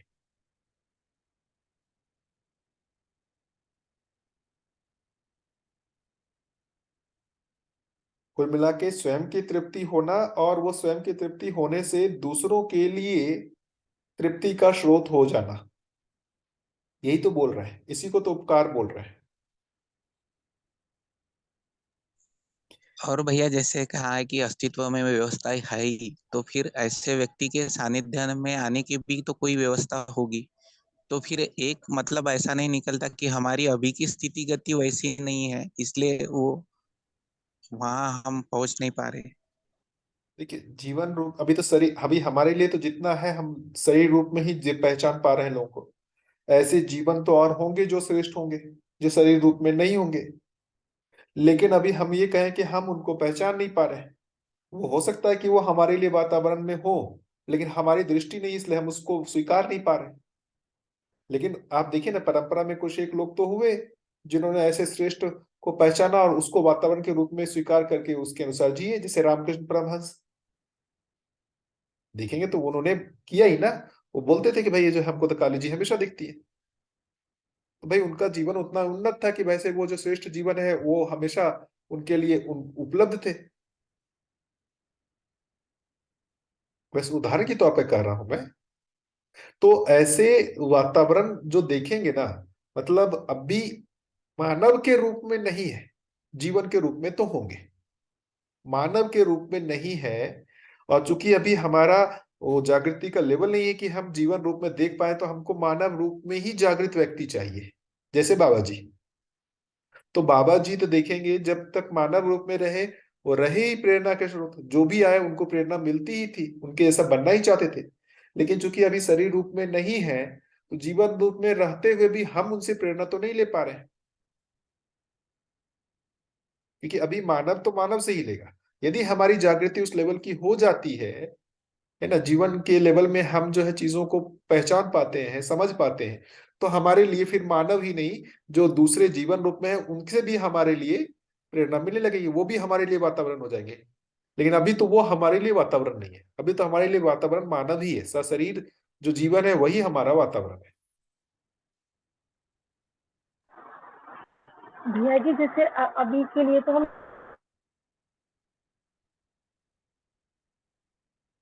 आपकी आवाज हमारा नहीं आ रही आचरण और दीदी। हमारा व्यवहार थोड़ा भी कच्चा ही है, लेकिन हेलो, हाँ हाँ अभी आ दीदी, रही है भैया जी? फिर से बोलिए दीदी, आपकी हाँ आवाज बीच में कट गई थी। जी, मैंने एक बार ये कहना चाहती हूँ भैया जी, जैसे हम लोग सभी बिगनर्स है और हमारा व्यवहार भी कच्चा है, न्याय के रूप से हम ज्यादा प्रमाणित नहीं कर पा रहे, लेकिन श्री राम भैया जी, सोम भैया जी, आप और नीति मासी जी जो 4-5 लोगों को मैं जानती हूँ, और भी लोग, राकेश भैया जी हैं, ऐसे लोग जो बहुत अच्छे से अपने जीवन को प्रमाणित कर पा रहे हैं। अभी तो हमारे लिए वही आइडियल है, और वो उनसे ही हमको प्रेरणा मिल रही है कि देखो ना, इतने सुंदर लोग हैं तो हम भी उनके जैसे हो सकते हैं। तो अभी जैसे हमारी स्थिति उस लेवल तक नहीं जा पा रही है कि हम जीवन को देख पाए, अपने आदरणीय नागराज जी को देख पाए, या कोई और भी जो जिनको हमने गॉड माना है उनको देख पाए। तो अभी के लिए तो हमारी प्रेरणा आप सभी से भी है, क्योंकि जब भी हम प्रश्नों के साथ आते हैं, जिस तरीके से आप उसको आंसर करते हैं आप सभी, तो जिस तरीके से मन शांत होता है, ये आपके इसमें आपका प्रमाणित होना ही दिखता है। तो मेरा ऐसा मानना है कि इसको भी हमें देखना पड़ेगा कि जिस तरीके से हम अपने परिवारों में पीड़ा के साथ हैं, लेकिन विद्या परिवार ने हमें स्वागत किया ही है, तो वहाँ हमें जीते जागते बहुत अच्छे मानव दिखते हैं, तो वहाँ से हमें प्रेरणा बनती है, ऐसा मेरा ध्यान जाता है भैया जी। हमको जहां भी हो, जिस जगह से भी प्रेरणा मिले, वो हमारे लिए अच्छी बात है। ऐसे बहुत सारे लोग भी हैं जो मतलब विद्या की बहुत बात नहीं करते हैं, लेकिन उनके जीने से प्रेरणा मिलती है। जैसे मैं बताऊं कि अमरकंटक में अम्बा बुआ है, मुझे सबसे ज्यादा प्रेरणा अभी बाबा जी की बात उन्हीं से मिलती है, जबकि उनसे विद्या को लेकर के कोई डिस्कशन नहीं होता है। उसका रीजन है उनका आचरण मुझे श्रेष्ठ लगता है, उस श्रेष्ठ आचरण को देख करके मुझे उनके जैसे बनने की इच्छा होती है।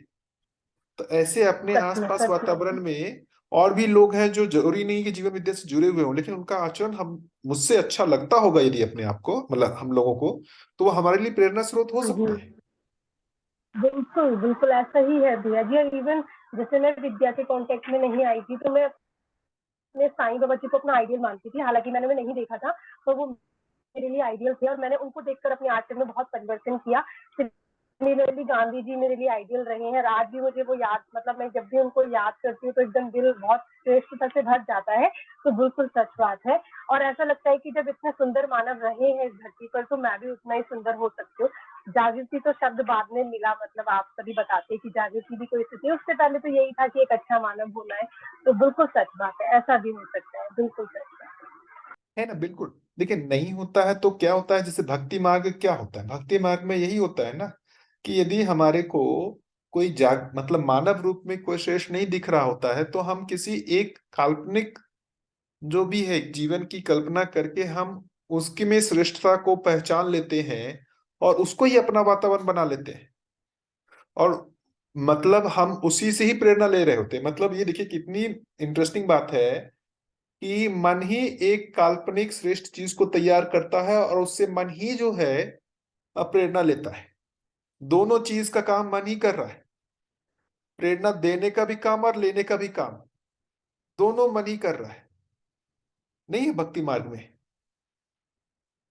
लेने वाली चीज भी वही बना रहा है और ले भी वही रहा है।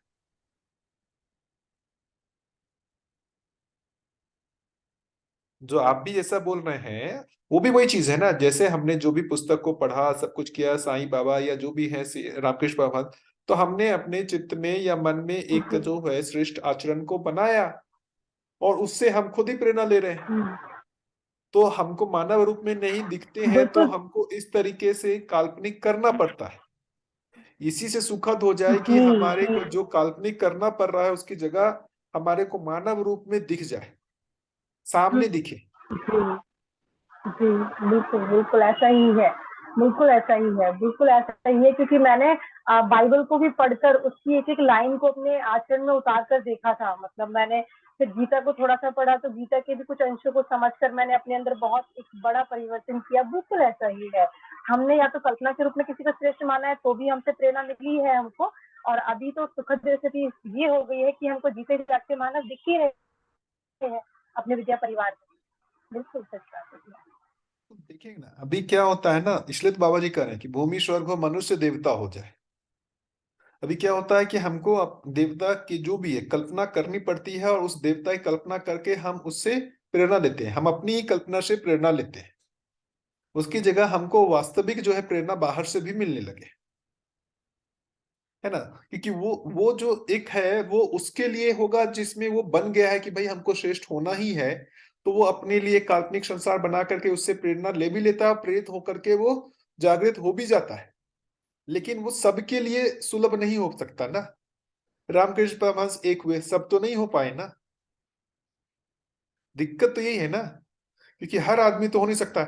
लेकिन यदि मानव रूप में यदि ऐसे प्रेरणा स्रोत होते हैं तो उससे सभी लोगों को प्रेरणा मिलेगी। हमारे काल्पनिक प्रेरणा से सिर्फ हमको प्रेरणा मिलेगी, जागृत व्यक्ति से उसके सराउंडिंग सभी लोगों को प्रेरणा मिलेगी। इसलिए बात बार बार हो रही है बाबा जी की कि भाई भूमि स्वर्ग हो, मनुष्य देवता हो। बार बार देवता बनने की बात इसलिए हो रही है कि जो भ्रमित आदमी है उनको वो देवता से प्रेरणा मिलने लगे। जी भैया जी, जैसे आपने एक बात कही थी ना पीछे की, जैसे अगर एक मानव अपने संबंध में लाभोन्माद प्रवृत्ति से जीता हुआ समझ में आता है तो सामने वाले व्यक्ति को दिखता है, तो उसका विश्वास डगमगाता है। लेकिन जब सामने वाला व्यक्ति न्याय प्रवृत्ति से जीता हुआ दिखता है तो उसका विश्वास और बढ़ता है संबंध के प्रति। तो कुल मिलाकर बात प्रामाणिकता की है, श्रेष्ठता की है। जब जब हमने मानव में श्रेष्ठ आचरण को देखा है, हमारा मानव के प्रति और अच्छा होने के प्रति विश्वास बना ही है। जैसे मैं अपने आप में देखती हूँ कि कुछ आचरण मेरा ठीक है, मतलब अभी अच्छा ही मतलब है, अभी अभी और समझना है ये तो है ही, लेकिन अभी भी ठीक है। तो जैसे मेरे जो बच्चे हैं, तो मैंने देखा कि चाहे वो बच्चा 12वीं क्लास का क्यों ना हो, लड़के थे वो, स्टिल उन्होंने जब वो मेरे संपर्क में आए तो उनकी कुछ बैड हैबिट्स थी वो छूट गई, और उन्होंने बोला दीदी ये सिर्फ इसलिए हुआ कि हम आपके पास पढ़ते हैं, क्योंकि हम आपको देखते हैं तो हम समझ नहीं पाते कि कोई इंसान इतना भी मतलब बेहतर, इतना खूबसूरत भी हो सकता है। तो ये चीज मैं समझ नहीं पाई। मैंने उनको 3 साल पढ़ाया और उनका एक लड़के वो 9th क्लास से 12th तक पढ़ाया। मैं फील कर पाई कि अगर एक बड़े बच्चे में इतना परिवर्तन देख सकती हूँ मैं, तो सिमिलरली में इतना ही बात कह रहे हैं कि बच्चा श्रेष्ठ आचरण को देखना चाहता है। बात इतनी ही है, मतलब चाहे फिर वो बच्चा हो फिर चाहे मानव हो, क्योंकि हम सभी शरीर रूप में ही बड़े हुए हैं। नहीं तो सबकी स्थिति तो भी बच्चे जैसी ही है। तो ऐसा मतलब समझ में आता है कि कुल मिलाकर, और एक नहीं, मतलब मैंने बहुत बच्चे को पढ़ाया, सबका एक ही एक सेंटेंस होता है कि हमने आज से पहले इतना खूबसूरत इंसान नहीं देखा। तो मैं ऐसे बोल देती हूँ कि विद्या परिवार में बहुत सारे लोग मिलेंगे आपको। तो कुल मिलाकर वो सराउंडिंग में देख रहे हैं अच्छे लोगों को, उन्हें कोई मिल नहीं रहे तो उन्हें प्रेरणा नहीं बन रही कि वो और भी अच्छे हो। तो एक ही स्टेटमेंट होता है बच्चों ही चाहते हैं। और जैसे फिर मैं उनको बता देती हूँ कि अभी तो मैं थोड़ी सी समझदारी का मुझे कमी है, तो मुझे समझदार होना है, तो वो कहते हैं कि नहीं हमको तो आप ठीक लगते हो, कि मन के स्तर पर आपको नहीं पता है। तो मैं बोलती हूँ कि विद्या परिवार में मुझसे भी सुंदर लोग हैं, तो मैं उनको ऐसे बोलती हूँ कि बिल्कुल धरती स्वर्ग जैसी है, वहां आप चलोगे तो कुल मिलाकर बच्चों को ये विश्वास नहीं होता कि ये सच बात है दीदी। तो मैंने बताती हूँ सच बात है। तो कुल मिलाकर हम श्रेष्ठता को ढूंढ ही रहे हैं, ऐसा।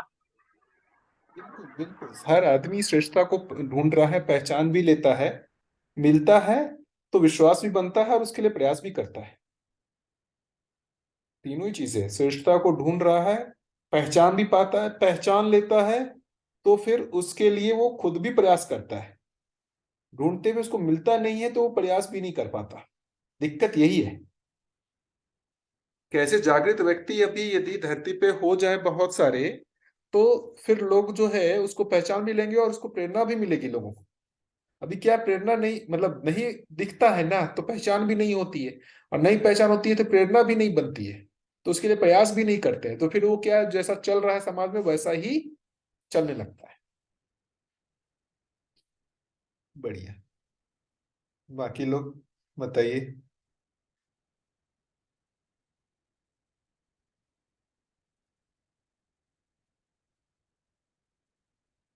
और सभी लोग अपनी बात रखेंगे, बढ़िया रहेगा। इस बारे में क्या सोचते हैं, कैसे है, क्या अभ्यास में किया जाए, कैसे अपनी प्राथमिकता को बढ़ाया जाए, इसका क्या उपाय है।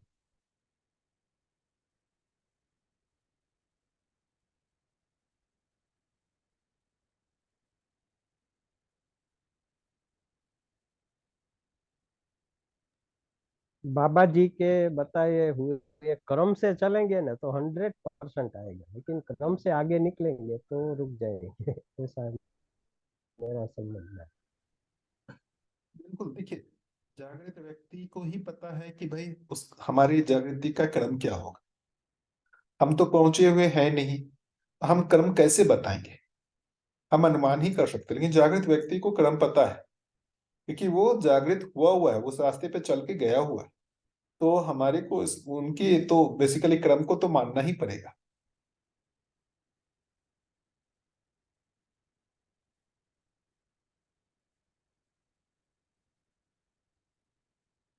और कोई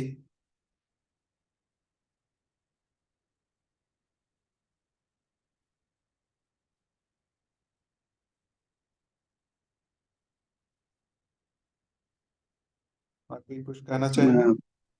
जी। हाँ, भैया नमस्ते, मेरा नाम संजय, मैं दिल्ली से हूँ। तो मैं अभी जुड़ा हूँ थोड़ी देर पहले। ऐसे मैंने लिंक देखा तो मैं जुड़ गया, क्योंकि वैसे मैं जुड़ने की बहुत कोशिश करता हूँ लेकिन मैं भूल जाता हूँ। पीछे अभी हम कानपुर में थे, गणेश भैया के सार सत्र से अभी करके आए हैं हम लोग। तो वहाँ पर काफी लोग थे, 60-70 लोग थे। सभी का अपने अपने तरीके से, जैसे उनको मैं देखता था, प्रयास उनका देखता था, तो अपने अंदर एक उमंग सी, एक अंदर प्रेरणा सी आती थी कि नहीं, करना तो बहुत कुछ है और सीखने के लिए भी बहुत।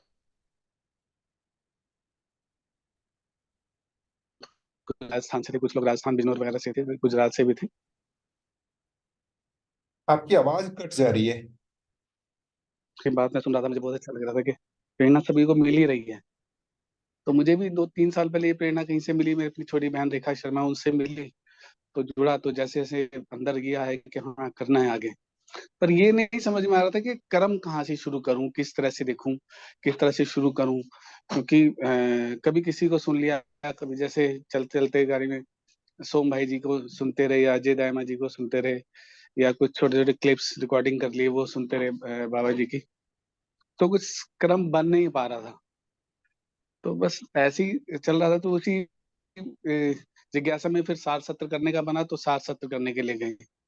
तो वहाँ 2-3 बच्चे थे, एक मुकुंद, एक हितेश, एक आशिफ अंसारी बच्चा था। तो उनकी जिज्ञासा देखी, उनके सवाल सुने, तो मुझे लगा कि यार ये तो छोटे हैं, लेकिन 15-15, 16-17 साल के बच्चे हैं, या 18 साल के बच्चे हैं। वो 6-6 महीने का वहाँ अध्ययन करके आए हैं चोटी में। उनके सवाल सुनता था, अपने पर बड़ा वो होता था कि, लेकिन वो कर्म से चलते थे। तो मैंने उनको देखा तो कि चाहे मैं आप उम्र कितनी भी हो, सीखने के लिए एक कर्म अगर हम बनाएंगे अध्ययन के लिए, तो उससे फिर आगे अपनी गति बनेगी ही। तो बस इतना ही कहना चाहता हूँ कि अब शुरू किया है, तो देखते हैं आगे कहाँ तक पहुँचते हैं। तो जिज्ञासा है आगे 6 महीने का अध्ययन करने की और आगे बढ़ने की, उसके रूप में जुड़ना शुरू है। तो ऐसे ही बनेगा। बस इतनी ही शेयरिंग थी भैया, यही कहना चाहता था। बढ़िया बढ़िया भैया। धन्यवाद देखिए भैया। भाई, जो अभी मतलब जी भैया। उत्साह बना है, वो उत्साह को सॉलिड करने के हाँ, लिए उत्साह पूरा बना भैया पठन। पीछे। हाँ, हाँ। वो पूरा हाँ, पठन करने से ना पहले वो ना बड़ा कंफ्यूजन था, सॉलिड रहता था होगा। कहाँ से शुरू करूँ, क्या करूँ। हाँ। हाँ, पहले कभी कुछ सुन लिया, कभी अच्छा लगा, फिर कुछ सुन लिया, अच्छा लगा, फिर मन क्या, चला आजकल ना ये सुनूंगा, उसकी रिकॉर्डिंग कर ली, फिर वो सुन लिया। तो कुछ गड़बड़ सा हो रहा था कुछ बन नहीं पा रहा था। लेकिन अब ठीक है, आगे पठन से ही नियम कर्म से चलेंगे तो हो पाएगा। थोड़ा सा इसके बारे में बताएं तो अच्छा है जी। बिल्कुल। देखिए, चित्त में वास्तविकताएं जब तक नहीं आएंगी, हम उसका अभ्यास क्या करेंगे? तो पहले स्मृति के रूप में वास्तविकताओं का आना आवश्यक है ना। इसलिए पूरे पुस्तक का पठन होना आवश्यक है।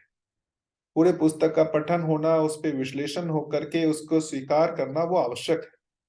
तभी हम आगे का और कुछ सोच सकते हैं, वरना कैसे करेंगे? उत्साह नहीं बनेगा लगातार।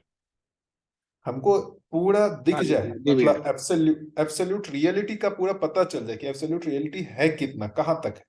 मेरी जागृति का जो मतलब एक कहें कि फाइनल डेस्टिनेशन कहाँ तक है, अभी मैं जहां हूं उसका मूल्यांकन हो जाए, और फाइनली जो मैं पूर्ण जागृत होकर के जहां पहुंच जाऊंगा उसका भी हमको अनुमान हो जाए, सब पता चल जाए। और उसके लिए सीढ़ियां बन जाए कि भाई फाइनल वहां पहुंचने से पहले मुझे क्या क्या अभ्यास करना होगा। जैसे अभी बात हो रही है यहाँ पर, भ्रमित मानव, मानव अति मानव, जैसे देखेंगे तो अभी कर है ना कि जीव चेतना, मानव चेतना, देव चेतना, दिव्य चेतना, ये सब का अपने को पता हो। और अभी अपन कहाँ पर है ये भी पता चले कि जीव चेतना में है। तो यहां से हमको पहले मानव चेतना में जाना होगा। पहले हमको मानवीयता का अभ्यास करना होगा, धर्मपूर्ण विचार, न्यायपूर्ण व्यवहार का अभ्यास करना होगा। धर्मपूर्ण विचार, न्यायपूर्ण व्यवहार का अभ्यास करने का जो प्रोसेस है उसका पता होना कि कैसे होगा ये। वो अभ्यास करते करते हमको स्वयं में विश्वास होने लगे कि मैं मानवीयता से पारंगत होने लगा। तो फिर उससे आगे का हमारे में जिज्ञासा बनेगी, दिव्य मानव तक बनने के। ये सब होने से फिर हमको दिखता है कि भाई हमको करने लायक काम क्या है। ये कोई छोटा मोटा काम नहीं है कि हम 1 दिन 2 दिन या 1 साल में हो जाएगा। ये पूरा बेसिकली सारी यात्रा का हमारे को कार्यक्रम मिल जाता है। बाकी जो भी हम जिंदगी जी रहे होते हैं उन सब के साथ ये एक अंतिम लक्ष्य तक के लिए हमारे में स्मृति में आ जाता है कि हमको इस अंतिम लक्ष्य तक पहुंचना है। और उसके लिए जो सीढ़ियां हमने बनाई है वो सीढ़ियों पे हमको चलते जाना है ना। उसके लिए पूरा पठन होना आवश्यक है, भैया ये पूरी चलेगी पुस्तक तभी को आप। पढ़ना बहुत जरूरी है। बिना पूरी पुस्तक को पठन किए हुए वो पूरा वास्तविकता का पता नहीं चलता। जी भैया मैं जोड़ दूं यहाँ पे थोड़ा। हाँ बोलिए ना। नमस्कार सभी को। मैं थोड़ा सा बीच में कुछ गेस्ट्स आ गए थे तो मैं जस्ट कनेक्ट होके फिर डिस्कनेक्ट हो गया था।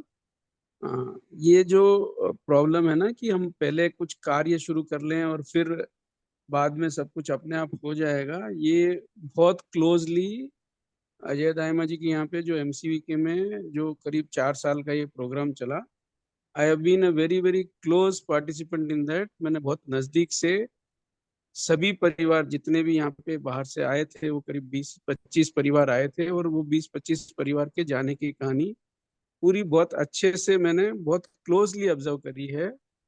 बिना विचार में परिमार्जन हुए, बिना विचार को क्लियर किए अपन कुछ कार्य कर लेते हैं, ऐसा होता नहीं है।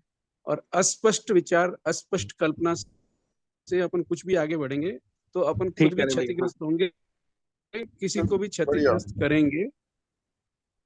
तो पर्सनली अगर किसी को कुछ समझना हो इस चीज के पर्टिकुलर मैटर पे, तो अपन ऑफलाइन डिस्कस कर सकते हैं। I am perfectly available. लेकिन जो आप रविकांत भैया बता रहे हैं कि बेसिकली समझ में अपनी बहुत क्लियर हो जाए, ये बहुत इम्पोर्टेंट स्टेप है अपन लोगों के लिए। तो पठन जब करते हैं अपन, उससे अपनी क्लैरिटी ऑफ थॉट जितनी जितनी आ जाएगी, जितने जितने क्वेश्चंस बनेंगे, उसके जितने जितने आंसर्स बहुत सारे अवेलेबल है, उन सब आंसर्स के साथ अपनी एक जो स्वीकृति उन आंसर्स को लेके बहुत क्लियर क्लियर नहीं होती है। जब तक पठन चालू रखना चाहिए। ये जो रविकांत भैया बता रहे हैं वो बहुत ही अच्छा रास्ता है। बहुत स्पष्टता से अपने को, अपनी स्थिति, और न शोषित होना है और न शोषण करना है।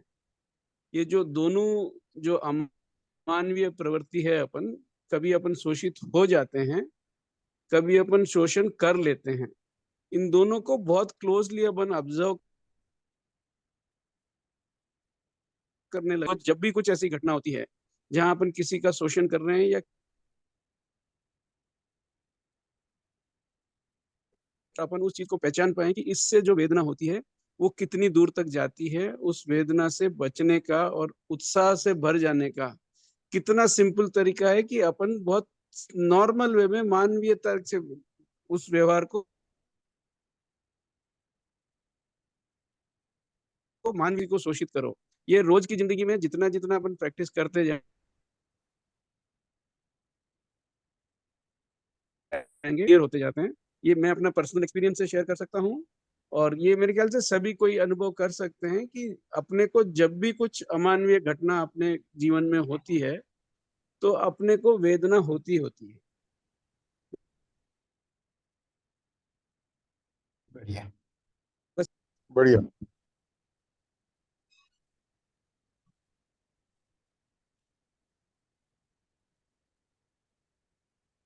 भैया आप कुछ बोलना चाहेंगे, राजेश भैया?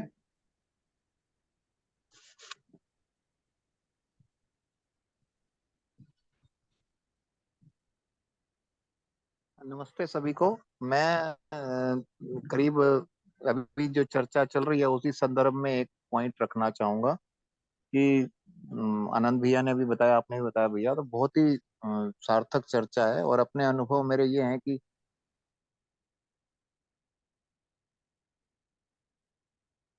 किया मैंने, तो केवल पठन हो जाने से जागृति होगी? पठन तो प्रथम आवश्यक, पढ़ते हैं और खुलेंगी। हमको ये लगता है कि एक बार के पठन में पूरी बात समझ में आ गई, ये भी नहीं होगा जो मैं अपना समझ पाया। हो सकता है कि कुछ लोगों को हो भी जाए, प्रस्ताव रूप में ही बात रख रहा हूं मैं भी। परंतु अपने को ये भी समझ में आता है कि पठन पूरी अच्छी तरह हो जाने के बाद भी, अच्छी तरह से समझ आ जाने के बाद भी, जो अभी भैया कह रहे थे कि दृष्टि अपने ऊपर जब तक नहीं जाती है तब तक हमारा कार्यक्रम प्रारंभ भी नहीं होता है। प्रथम सीढ़ियों की अगर बात करें तो प्रथम सीढ़ी तो यही है कि पहले तो ठीक तरह से पहले पठन को किया जाए। दूसरे स्टेप पर मुझे ये लगता है, हालांकि काफी समय हो गया मुझे भी जुड़े हुए, तो एक तो ये कि पठन, पहली पहली शर्त तो पठन लगती है अपने को, और पठन भी ठीक से हो जाए, ठीक से समझ में आ जाए पूरी बात ही संपूर्णता से। और फिर उसके उपरांत फिर जो है देखना शुरू करें कि उनमें से सूत्र जो है वो प्रतिपल प्रतिक्षण अपने ऊपर दृष्टि जाए, अपने भाव विचार की तरफ हम लोग देख पाए, तो फिर मुझे लगता है धीरे धीरे सुधार होना शुरू हो जाता है, जागृति की तरफ हम बढ़ने लग जाते हैं। अभी आपने जो बहुत बढ़िया बात बताई कि भ्रमित मानव, मानव देव मानव में अपनी स्थिति को हम निरंतर देखते रहें, और ये भी देखते रहें कि कितनी प्रतिशतता है। ये एक बहुत महत्वपूर्ण पॉइंट जो मैंने सेल्फ ऑब्जर्वेशन में देख पाया, और उस प्रतिशतता को बढ़ाया जाए, बस इससे ही मुझे लगता है कार्यक्रम बन जाएगा। बस इतना ही ऐड करना था भैया। बिल्कुल भैया, बहुत बढ़िया भैया। चलिए, मैं उत्साह उसी के आधार पर है, हमें जो स्वयं में गुणात्मक परिवर्तन दिखता है उससे हमारे में उत्साह बनता है कि हम और ज्यादा अपने में गुणात्मक परिवर्तन लाए। यदि गुणात्मक परिवर्तन स्वयं में नहीं दिखता है तो हमारा उत्साह कम होने लगता है। तो गुणात्मक परिवर्तन होने के लिए मतलब सिर्फ पठन से गुणात्मक परिवर्तन नहीं होगा, उसके लिए हमको अभ्यास भी करना होगा। और वो होता है उसमें हम, जैसे कई बार हम जैसे शरीर मूलक विधि से हमने दूसरे के साथ न्याय व्यवहार किया, और कई बार हम जो होता है कि नहीं भाई जीवन मूलक विधि से न्याय किया हमने, वो होने पर अपने स्वयं में अच्छा लगता है कि यार हमने आज उसके साथ न्याय किया, तो उससे उत्साह बनता है कि हम और आगे अभ्यास करेंगे न्याय का। यही उत्साह का आधार है। करके देखने से जो उसकी तृप्ति मिलती है, जो दर्शन को हमने पढ़ा उसको करके उसको जी के देखने से जो क्षणिक भी तृप्ति मिलती है, उससे हमको आगे उत्साह बनता है। वो क्षणिक नहीं होता, उसका प्रभाव थोड़ा ज्यादा समय तक लगता है रहता है। तो जो यही कह रहे हैं कि जो क्षणिक से दीर्घकालीन परिणाम अपने को आने लगते हैं, वही हमारे लिए आगे उत्साह का आधार है। आवेशित होके कोई कार्यक्रम नहीं है कि सडनली हम कुछ होगा, कुछ वातावरण बना लेंगे और सब कुछ बढ़िया बढ़िया हो जाएगा, ऐसा नहीं है। ये एक लंबा प्रोसेस है, ये अपने को पहचान में आना आवश्यक है। और एकदम हर समय अपने आप को कैसे थोड़ा ही गुणात्मक परिवर्तन होते रहने, इसके लिए प्रयत्नशील रहना चाहिए, क्योंकि इसी से ही मेरा उत्साह बनता है। जैसे ही हमें ऋणात्मक मतलब दिखते हैं, ह्रास होने जैसा दिखता है ना, तो हमारा उत्साह डाउन होता है। जैसे पर्सनली मैं अपनी बात बताऊं कि मैं अपना ऑब्जर्व करता हूं कि मेरा जो डायरेक्शन है वो गुणात्मकता की ओर है या ऋणात्मकता की ओर है। मैं पॉजिटिव डायरेक्शन में आगे बढ़ रहा हूँ या नेगेटिव डायरेक्शन में। पॉजिटिव डायरेक्शन में आगे बढ़ता हूँ, उत्साह बनता है, और जैसे ही नेगेटिव डायरेक्शन में होता हूँ, हताशा निराशा बनती है। थोड़ा सा ही सही, लेकिन आगे बढ़ने का प्रयास करते रहना चाहिए। बढ़िया भैया, बहुत अच्छा बताया आपने। वो बेसिकली उत्साह है तो पता चल जाता है कि आपका दिशा सही है। वो उत्साह होना और उत्साह का ना होना, या प्रेरणा ना मिलना और प्रेरणा मिलना, ये एक बेस इनेट नेचर है। इसको अपन कभी भी चैलेंज या इसको बदल नहीं सकते। ये मूल धारणा जब अपने में बहुत अच्छे से स्थापित हो जाती है, तो अपने को दिन भर में जब भी अपने में उत्साह कम होता महसूस होता है, तुरंत समझ में आता है कि अभी जो कुछ भी विचार आया वो विचार सही दिशा में नहीं था, क्योंकि उत्साह में कमी आ गई। उत्साह को जबरदस्ती बना के रखने की जगह पे स्वभाव गति में वो उत्साह बनने लग जाता है, तो वो तुरंत अपने को दिखता है और वो अपने व्यवहार में आता है। अपने आसपास के लोग इस फर्क को बहुत बहुत अच्छे से पकड़ लेते हैं। वो तुरंत उनको पकड़ में भी आता है कि ये चीज कुछ बदल रही है। तो ये गणित से जो ना मेजर करके इस तरह से कर लें, वो वाली चीज अपन कोशिश कर सकते हैं, लेकिन ये गुणात्मक परिवर्तन है, इसको गणित से पकड़ने की कोशिश करना थोड़ा सा कम पड़ जाएगी। गणितीय भाषा में ये पूरा हो जाएगा ऐसा नहीं है। ये गुणात्मक चीज है। अपने को एक पल भी अगर होता है तो अपने को वो महसूस होता है, और वो पता चलता ही है अपने को खुद को। जी भैया जी, आपकी बात तो ठीक है गणित वाली। मुझे एक बात कहनी थी, जिससे ये बात मुझे आपकी आज भी याद आई। आपने एक बार और गोष्ठी में रखा था कि आपका जो भाव है, और मैंने संवाद 2 में आई थिंक पढ़ा भी है, जहाँ पर बाबा जी ने कहा है कि हमको देखना पड़ेगा कि हम कितना चीजों को गणितीय भाषा के रूप में रखेंगे। आपका भाव तो ठीक है कि गुणात्मक परिवर्तन को हम गणितीय विधि से नहीं समझ सकते, लेकिन जब हम ऐसा बोलते हैं कि 0 और 1 का खेल नहीं है, इसमें कुछ मतलब ऐसा है कि गुणात्मक परिवर्तन होते हुए कुछ लोग अपने रूप में न्याय को प्रमाणित कर पा रहे हैं, तो ये बस हमें समझने में एक दृष्टि देता है।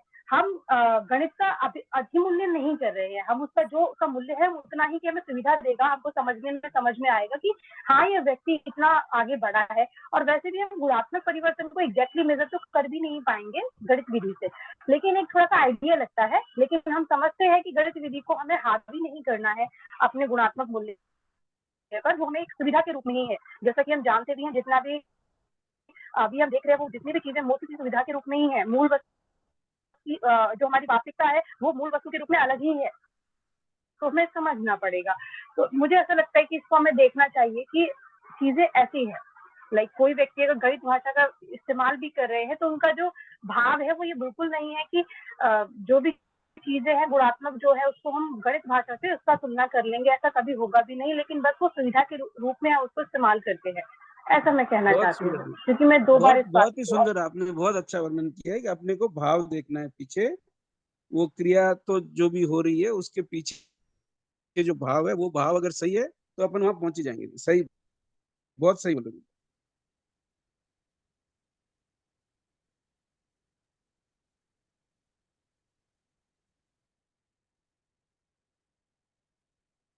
मुझे लगता है इसमें एक चीज और भी ऐड की जा सकती है कि भाव पर अगर आप दृष्टि रख रहे हैं तो बहुत अच्छी बात है, वो तो एक बहुत अच्छा स्टेप है ही।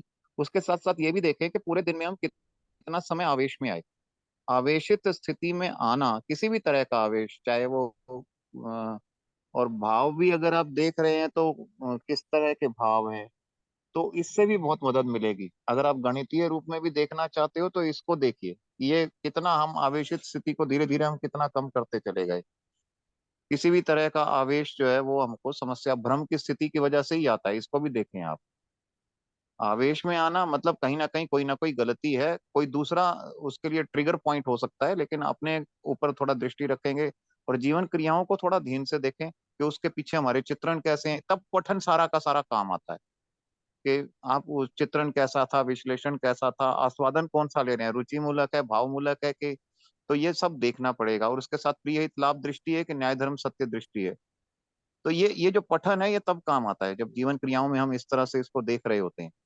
तो ये एक, मुझे लगता है कि आवेश की स्थिति हमको मूल्यांकन करने का, स्व मूल्यांकन का एक अवसर देती है।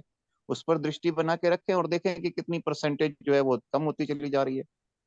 कम तो होएगी, ये निश्चितता है, और उस पर बढ़िया दृष्टि रखेंगे तो ये भी एक गणितीय रूप में मदद करेगा जी। भैया, आवेश जो भी आएगा वो आवेश बाहर से ट्रिगर से आएगा, इस बात को थोड़ा सा अपने को और जांचना पड़ेगा कि बाहर घटनाएं होती रहेगी, उसको न समझ पाना ही हमारा आवेश का कारण बनेगा। तो आवेश का कारण अंदर है, बाहर नहीं है, इस बात तक पहुंचना पड़ेगा कि बाहर तो घटनाएं घटित होती रहेगी, बिल्कुल। आवेश अगर हो रहा है तो आवेश तो सामान्य होने की ओर बढ़ेगा ही और वो बंटेगा ही। लेकिन आवेश का स्रोत जो है वो मेरे अंदर है, मेरे को मेरे अंदर ही जो स्थापित मूल्य है उनको शायद मैं नहीं देख पा रहा हूँ या नहीं पहचान पा रहा हूँ, और मैं आवेशित हो जा रहा हूँ मेरी नासमझीवश। तो इसके ट्रिगर पॉइंट को बाहर देखने की बजाय अंदर देखने की जैसे जैसे प्रवृत्ति बनेगी वैसे वैसे और मदद मिलेगी इसमें। हाँ, तो समझ की रोशनी में, और ये पठन मैं इसीलिए बता रहा था कि जितना भी बढ़िया पठन है ये बढ़िया। हमको जांचने में मदद करेगा।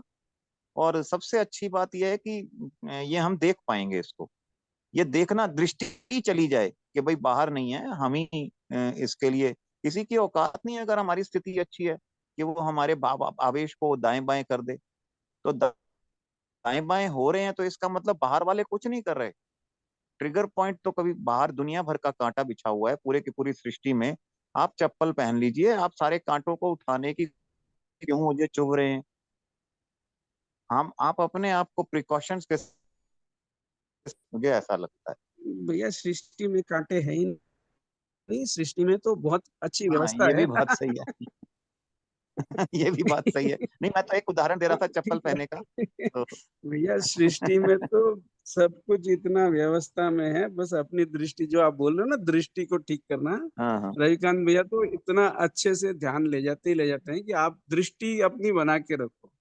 हाँ, लेकिन दृष्टि ऐसा हमें बनाने लगता है के ना लिए भैया कि आपका ट्रिगर कर रहा है कोई। पठन और हम्म, लगता है भैया, ऐसे बहुत बार लगता है कि लगता है वो अपने को, फिर अपने को होता है। संभलना पड़ता है, अपने को संभलना पड़ता है कि हाँ, भैया ये कुछ बढ़िया लगना, बढ़िया, मेरे को ठीक करना पड़ेगा। बहुत बढ़िया।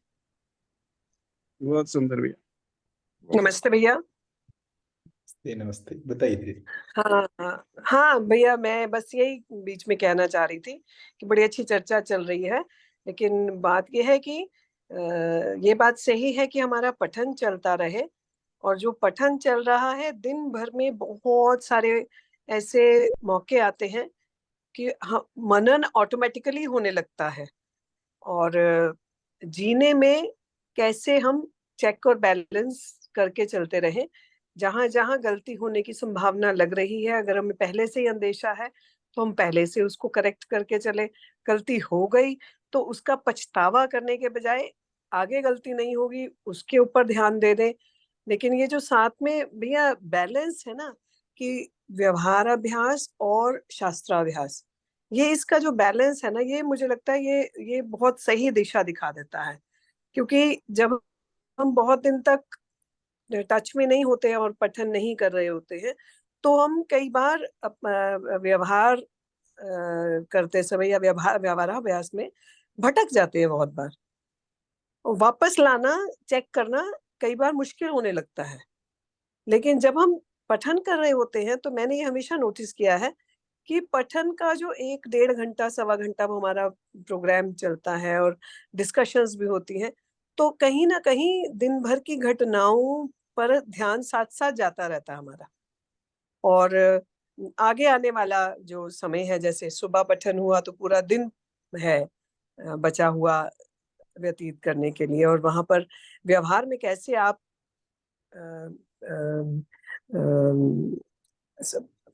कैसे अपने प्रकट होंगे, कैसे आप व्यवहार में प्रस्तुत होंगे, वो जो है ना, वो पठन के साथ साथ ध्यान बना रहना, ये बड़ा अच्छा लगता है, और लगता है कि इससे काम जो है थोड़ा आसान हो जाता है। छोटी छोटी ही घटनाएं होती हैं जीवन की, जो दुर्घटना होने से बच जाती है, मैं कई बार ये नोटिस करती हूँ, और बड़ा ध्यान जाता है छोटी छोटी बातों में। अभी कुछ दिन पहले ही चर्चा ये अपने अंदर का वातावरण और अंदर की स्थिरता, और बाहर जो है अगर अस्थिरता है, अगर आप अंदर, आपके अंदर स्थिरता है तो बाहर की अस्थिरता जो है वो अफेक्ट नहीं करती है, और बाहर भी स्थिरता दिखने लगती है। तो ये ना मैं एक छोटा सा एग्जाम्पल दे के इसको अपनी बात बताना चाह रही हूँ। अभी 2-3 दिन पहले की ही बात है, मेरा दिल्ली जाने का कोई प्रोग्राम बना था, और बाय चांस बच्चों ने बोला कि अभी दिल्ली में थोड़ा कोरोना का सीन चल रहा है, अभी मत जाओ, कुछ दिन रुक जाओ। तो बुक टिकट थी वो हमने कैंसिल करा दी, और 4 दिन बाद की टिकट्स बुक करवा दी। तो मेरे हस्बैंड बोलने लगे कि अब तुमने कैंसिल कराई है और फिर आगे करा दिया, फिर किसी और बात पे तुम इसको फिर कैंसिल मत करवा देना। तो मैं चुप रही, मैंने सोचा देखेंगे, पता नहीं आगे कैसा रहेगा, कुछ अगर आगे कुछ ऐसा बनेगा, करवानी पड़ेगी तो करवा लेंगे। तो मेरे हस्बैंड बोले कि तुम रोज ये सुनती हो और पढ़ती हो, और स्थिरता नहीं है तुम्हारी, कितनी जल्दी जल्दी इधर से उधर हो जाती हो, ये हो गया अब ये नहीं तो वो कर लेंगे। तो मैं हंस रही थी, मैंने कहा यही तो, इसी को तो मुझे लगता है स्थिरता कह रहे हैं, कि बाहर जो भी हो रहा है, किसी भी कारण से हो रहा है, अंदर से मैं विचलित ना हो जाऊं, मुझे लगता है यही स्थिरता है। तो उनको भी ये बात समझ में आई कि हाँ, बात तो सही है कि बाहर जो भी हो रहा है उससे मन की स्थिति जो है वो विचलित नहीं हो रही है। आप ठीक है, जैसे जो चीजें हो रही हैं उसके हिसाब से, जो भी घटना बाहर हो रही है उसके हिसाब से आप अपने आप को मोल्ड कर लेते हो कि ठीक है, अगर कोरोना है और वातावरण दिल्ली में ऐसा, तो नहीं जा रहे हैं, कल को कुछ और घटना ऐसी हो जाएगी तो शायद नहीं जाएंगे, कैंसिल हो जाएगा। तो ये इतनी बड़ी कोई ऐसी बात नहीं है कि अपने अंदर की स्थिति को बिगाड़ लें। तो मैं ये देखती हूँ कि वो जो हम पठन करते हैं वहीं पर कुछ ना कुछ बातें ऐसी होती हैं जो हम अपनी डेली लाइफ में ना उसको अप्लाई भी करने की कोशिश करते रहते हैं। तो धीरे धीरे धीरे धीरे मुझे लगता है कोशिश कर रहे हैं। और अभी तो बहुत, मुझे पठन में भी अभी पूरी पुस्तकें पूरी होने में भी समय है, लगता है कि रास्ता है, लंबा है, बट अच्छे से कट जाएगा, कुछ ना कुछ सीख ही लेंगे। सही भैया, बस बैलेंस बना के चलने की जरूरत है कि पठन भी करते रहें और व्यवहार में भी उसको करते सही रहें। दीदी, विचार अभ्यास और ध्यान अभ्यास दोनों साथ साथ चलेगा, मतलब विचार से व्यवहार और जी व्यवहार भैया, से वापस विचार में जो इम्पैक्ट होता है बिल्कुल वो फिर विचार। कंटिन्यूस चलता जाएगा। और उन सब के फलन में अगर अपने में उत्सव बन रहा है तो ठीक है, उत्सव नहीं बन रहा है तो अपने को जांच के ठीक करना है। हाँ, ये बात भी देखना आपने बहुत बढ़िया बताई कि अगर अगर आप उत्सवित हैं तो समझे कि सही चल रहा है, और अगर वो कहीं ना कहीं उत्सवित नहीं है तो इसका मतलब है कुछ गड़बड़ तो है। और ये तो कहीं ना मीटर कहीं जो मन है, और वृत्ति के बीच में शायद कॉन्फ्लिक्ट हो रहा है और आप उसको समझ नहीं पा रहे हैं, और आप वृत्ति जो है उस मनन सही तरीके से नहीं हो रहा है, और वृत्ति जो है वो मन के प्रभाव में पूरी तरह से नहीं आ रही है। तो मुझे लगता है बहुत जो है हलचल बहुत ज्यादा होने लगती है उस समय। ये जो मीटर लगा हुआ है हर मानव में, वो बहुत ही इतना एकदम परफेक्ट मीटर लगा हुआ है, उसको जी अपन कुछ नहीं कर सकते। वो बहुत एकदम सूक्ष्मता से अंदर फिट है ही, और वो अपने को बस अपनी दृष्टि वहां तक ले जानी है, जैसे मणिकांत भैया ने बताया, रविकांत भैया ने बताया।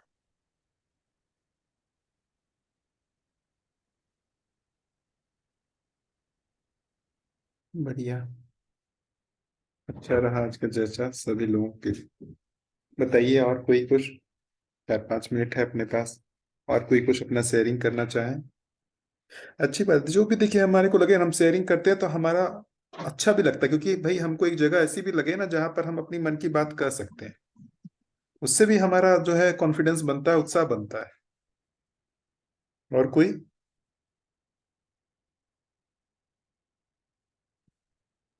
हाँ भैया, बहुत अच्छी चर्चा सुनी। मैं तो सुन रहा था, मुझे अच्छा लग रहा।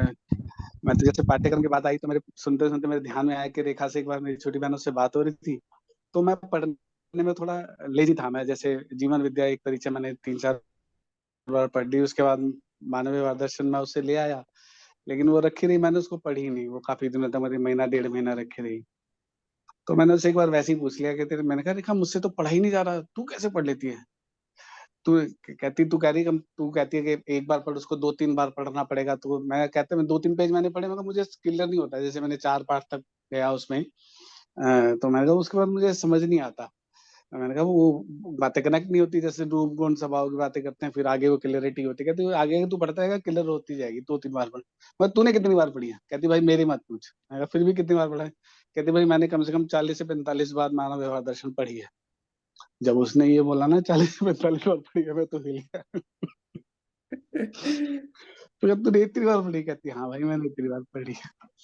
फिर मेरा खुद से उत्साह बना, फिर मैंने वो किताब एक बार पढ़ी, मैंने उसका दोबारा से फिर उसको दोबारा पढ़ना शुरू किया। तो मेरे को पहले क्या, वो कहती तू पढ़ता रह, तेरे को ऐसा नहीं लगेगा। मुझे हिंदी नहीं स्पष्ट होती, बड़ी हिंदी का वो लगती है। वो कहती नहीं, जैसे जैसे तू पढ़ता रहेगा वैसे वैसे, एक बार पढ़ेगा फिर 2 बार पढ़ेगा तो धीरे धीरे अपना आप समझ में आएगा। उससे बढ़िया कोई भाषा ही नहीं है, उसने ऐसे समझाया मुझे। तो जैसे पाठ्यक्रम की बात होती है तो ऐसे उत्साह आता है सुनने में। और फिर जैसे अभी परिस्थिति की बात चल रही थी, तो मुझे गोपाल भाई से मेरा एक बड़ा अच्छा, आज से 1.5 साल पहले हमारी गोष्ठी होती है शनिवार की शाम की। तो उन्होंने एक छोटी सी बात बताई थी कि पहले अगर आपको बाहर से कुछ भी कोई बात आ रही है, किसी परिस्थिति में आप अंदर कुछ, कोई घटना के बीच में आप हो, किसी परिस्थिति में हो, तो सबसे पहले आपके अंदर क्या चल रहा है वो आप अपने अंदर देखो। भाई अगर आपके अंदर विरोध आ रहा है, आपके अंदर क्रोध आ रहा है, हेलो, हाँ भैया, सुनाई तो दे रही है आपकी आप आवाज। अपनी स्थिति को सुनाई दे रही है भैया, हाँ दीदी? हाँ हाँ भैया। हाँ, तो उन्होंने कहा पहले आप अपनी स्थिति को स्वीकारो।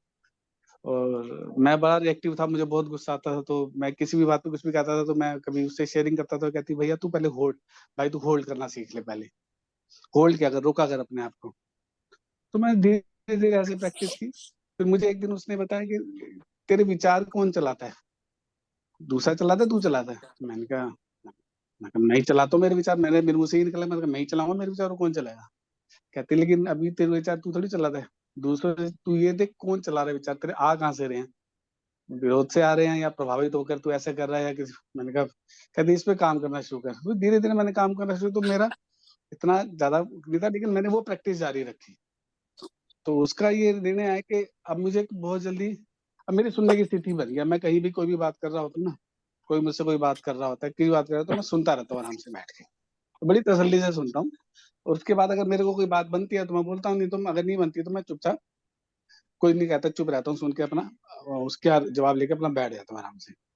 फिर बाद में मनन करता हूँ, यार मेरे ऐसा क्यों नहीं हुआ, कैसे हुआ, फिर बाद में डिस्कस करके फिर आगे बात बनती है तो ठीक है, नहीं तो ऐसा कोई विरोध नहीं आता कि मैं कुछ बोल नहीं पाया।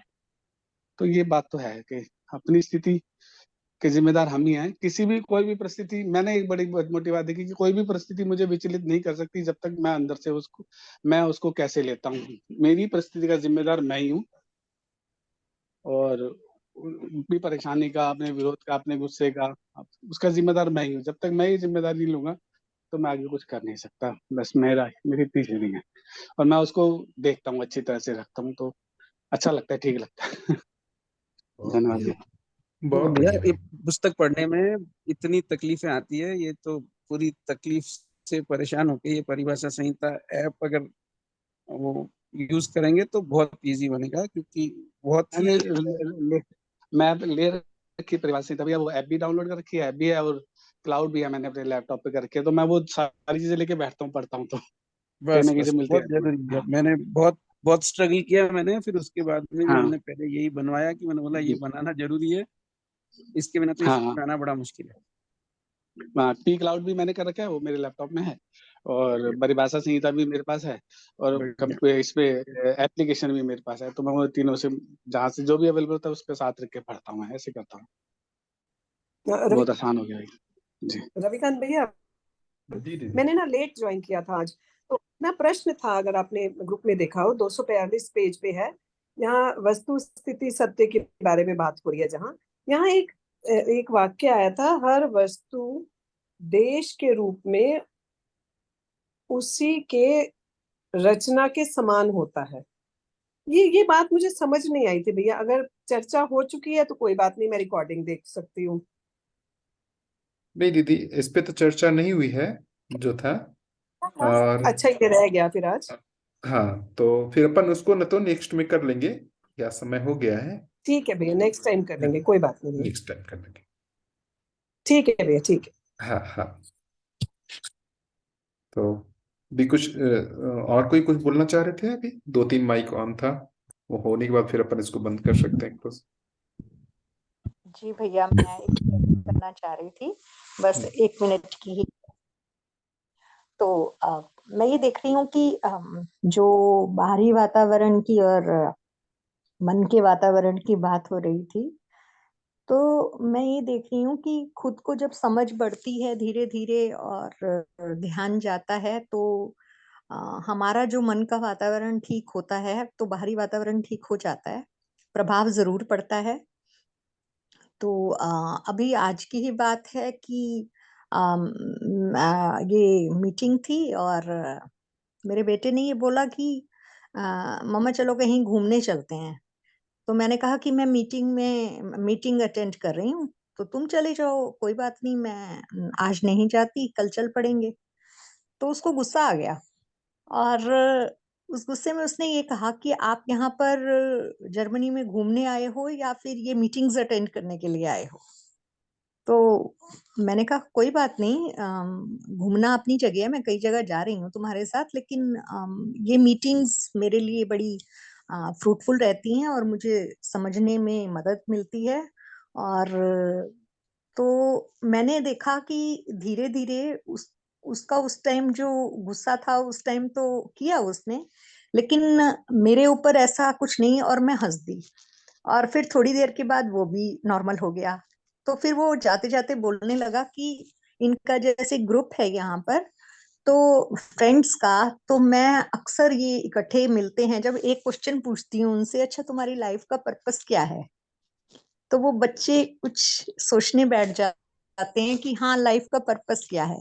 तो इस तरह के क्वेश्चंस करते हुए जब बच्चे जवाब देते हैं और उनके साथ ऐसा लगता है कि जैसे हम जो है इकट्ठे बैठ के चर्चा भी कर सकते हैं, डिस्कशन भी हो सकती है यंग बच्चों के साथ, जो एक कहते हैं कि जनरेशन गैप है, तो वो मुझे जनरेशन गैप नहीं लग रहा। तो फिर वो हंसते हुए कई बार कह देता है कि बेटा मेरा, कि आप ना हर चीज में हैप्पीनेस जरूर बात करोगे, हैप्पीनेस की जरूर बात करोगे। तो मुझे लगता है कि यहाँ पर जबकि सभी बेगाने हैं, लेकिन ऐसा लगता है कि सभी अपने हैं। तो मुझे लगता है कि इस जो रोज की चर्चा होती है, डिस्कशन होती है, और थोड़ा बहुत पठन हो जाए या डिस्कशन हो जाए, तो उसका बहुत असर होता है। तो मैं सभी का थैंक्स अदा करना चाहती हूँ। मॉर्निंग में जो हम अटेंड करते हैं उसका भी, और संडे सैटरडे में जो मीटिंग्स होती हैं इस डिस्कशंस का, हमारे लाइफ में हर पल जो भी हम बिहेवियर कर रहे हैं तो उसमें जरूर असर होता है, और वो फैलाव भी होता है। तो वरना मुझे ऐसा पहले लगता था कि जैसे मेरे बच्चे जो हैं, मैं काफी एक डिस्टेंस बना चुकी हूँ कि बच्चों के साथ हम किस तरह से बैठें, एक डिस्कशन कैसे करें। तो एक बातचीत का मुद्दा बड़ा अच्छा है, इसका कंटेंट इतना बढ़िया है कि हर कंटेंट, इस कंटेंट के एक एक पार्ट पर जब बात करना बच्चों को भी रुचिकर लगता है, तो इससे खुद को भी खुद के भी निष्कर्ष निकलते हैं कि हम कहाँ तक पहुंचे और कहाँ हमारे गैप्स हैं, और उन गैप्स को पूरा करने के लिए हम कहाँ कहाँ हमें और ज्यादा ध्यान देने की जरूरत है। तो इतनी ही शेयर करनी थी। थैंक यू भैया। बढ़िया दीदी, बहुत अच्छा। तो आज रोक ले, टाइम भी हो गया है, मिलते हैं फिर हाँ नेक्स्ट। जी।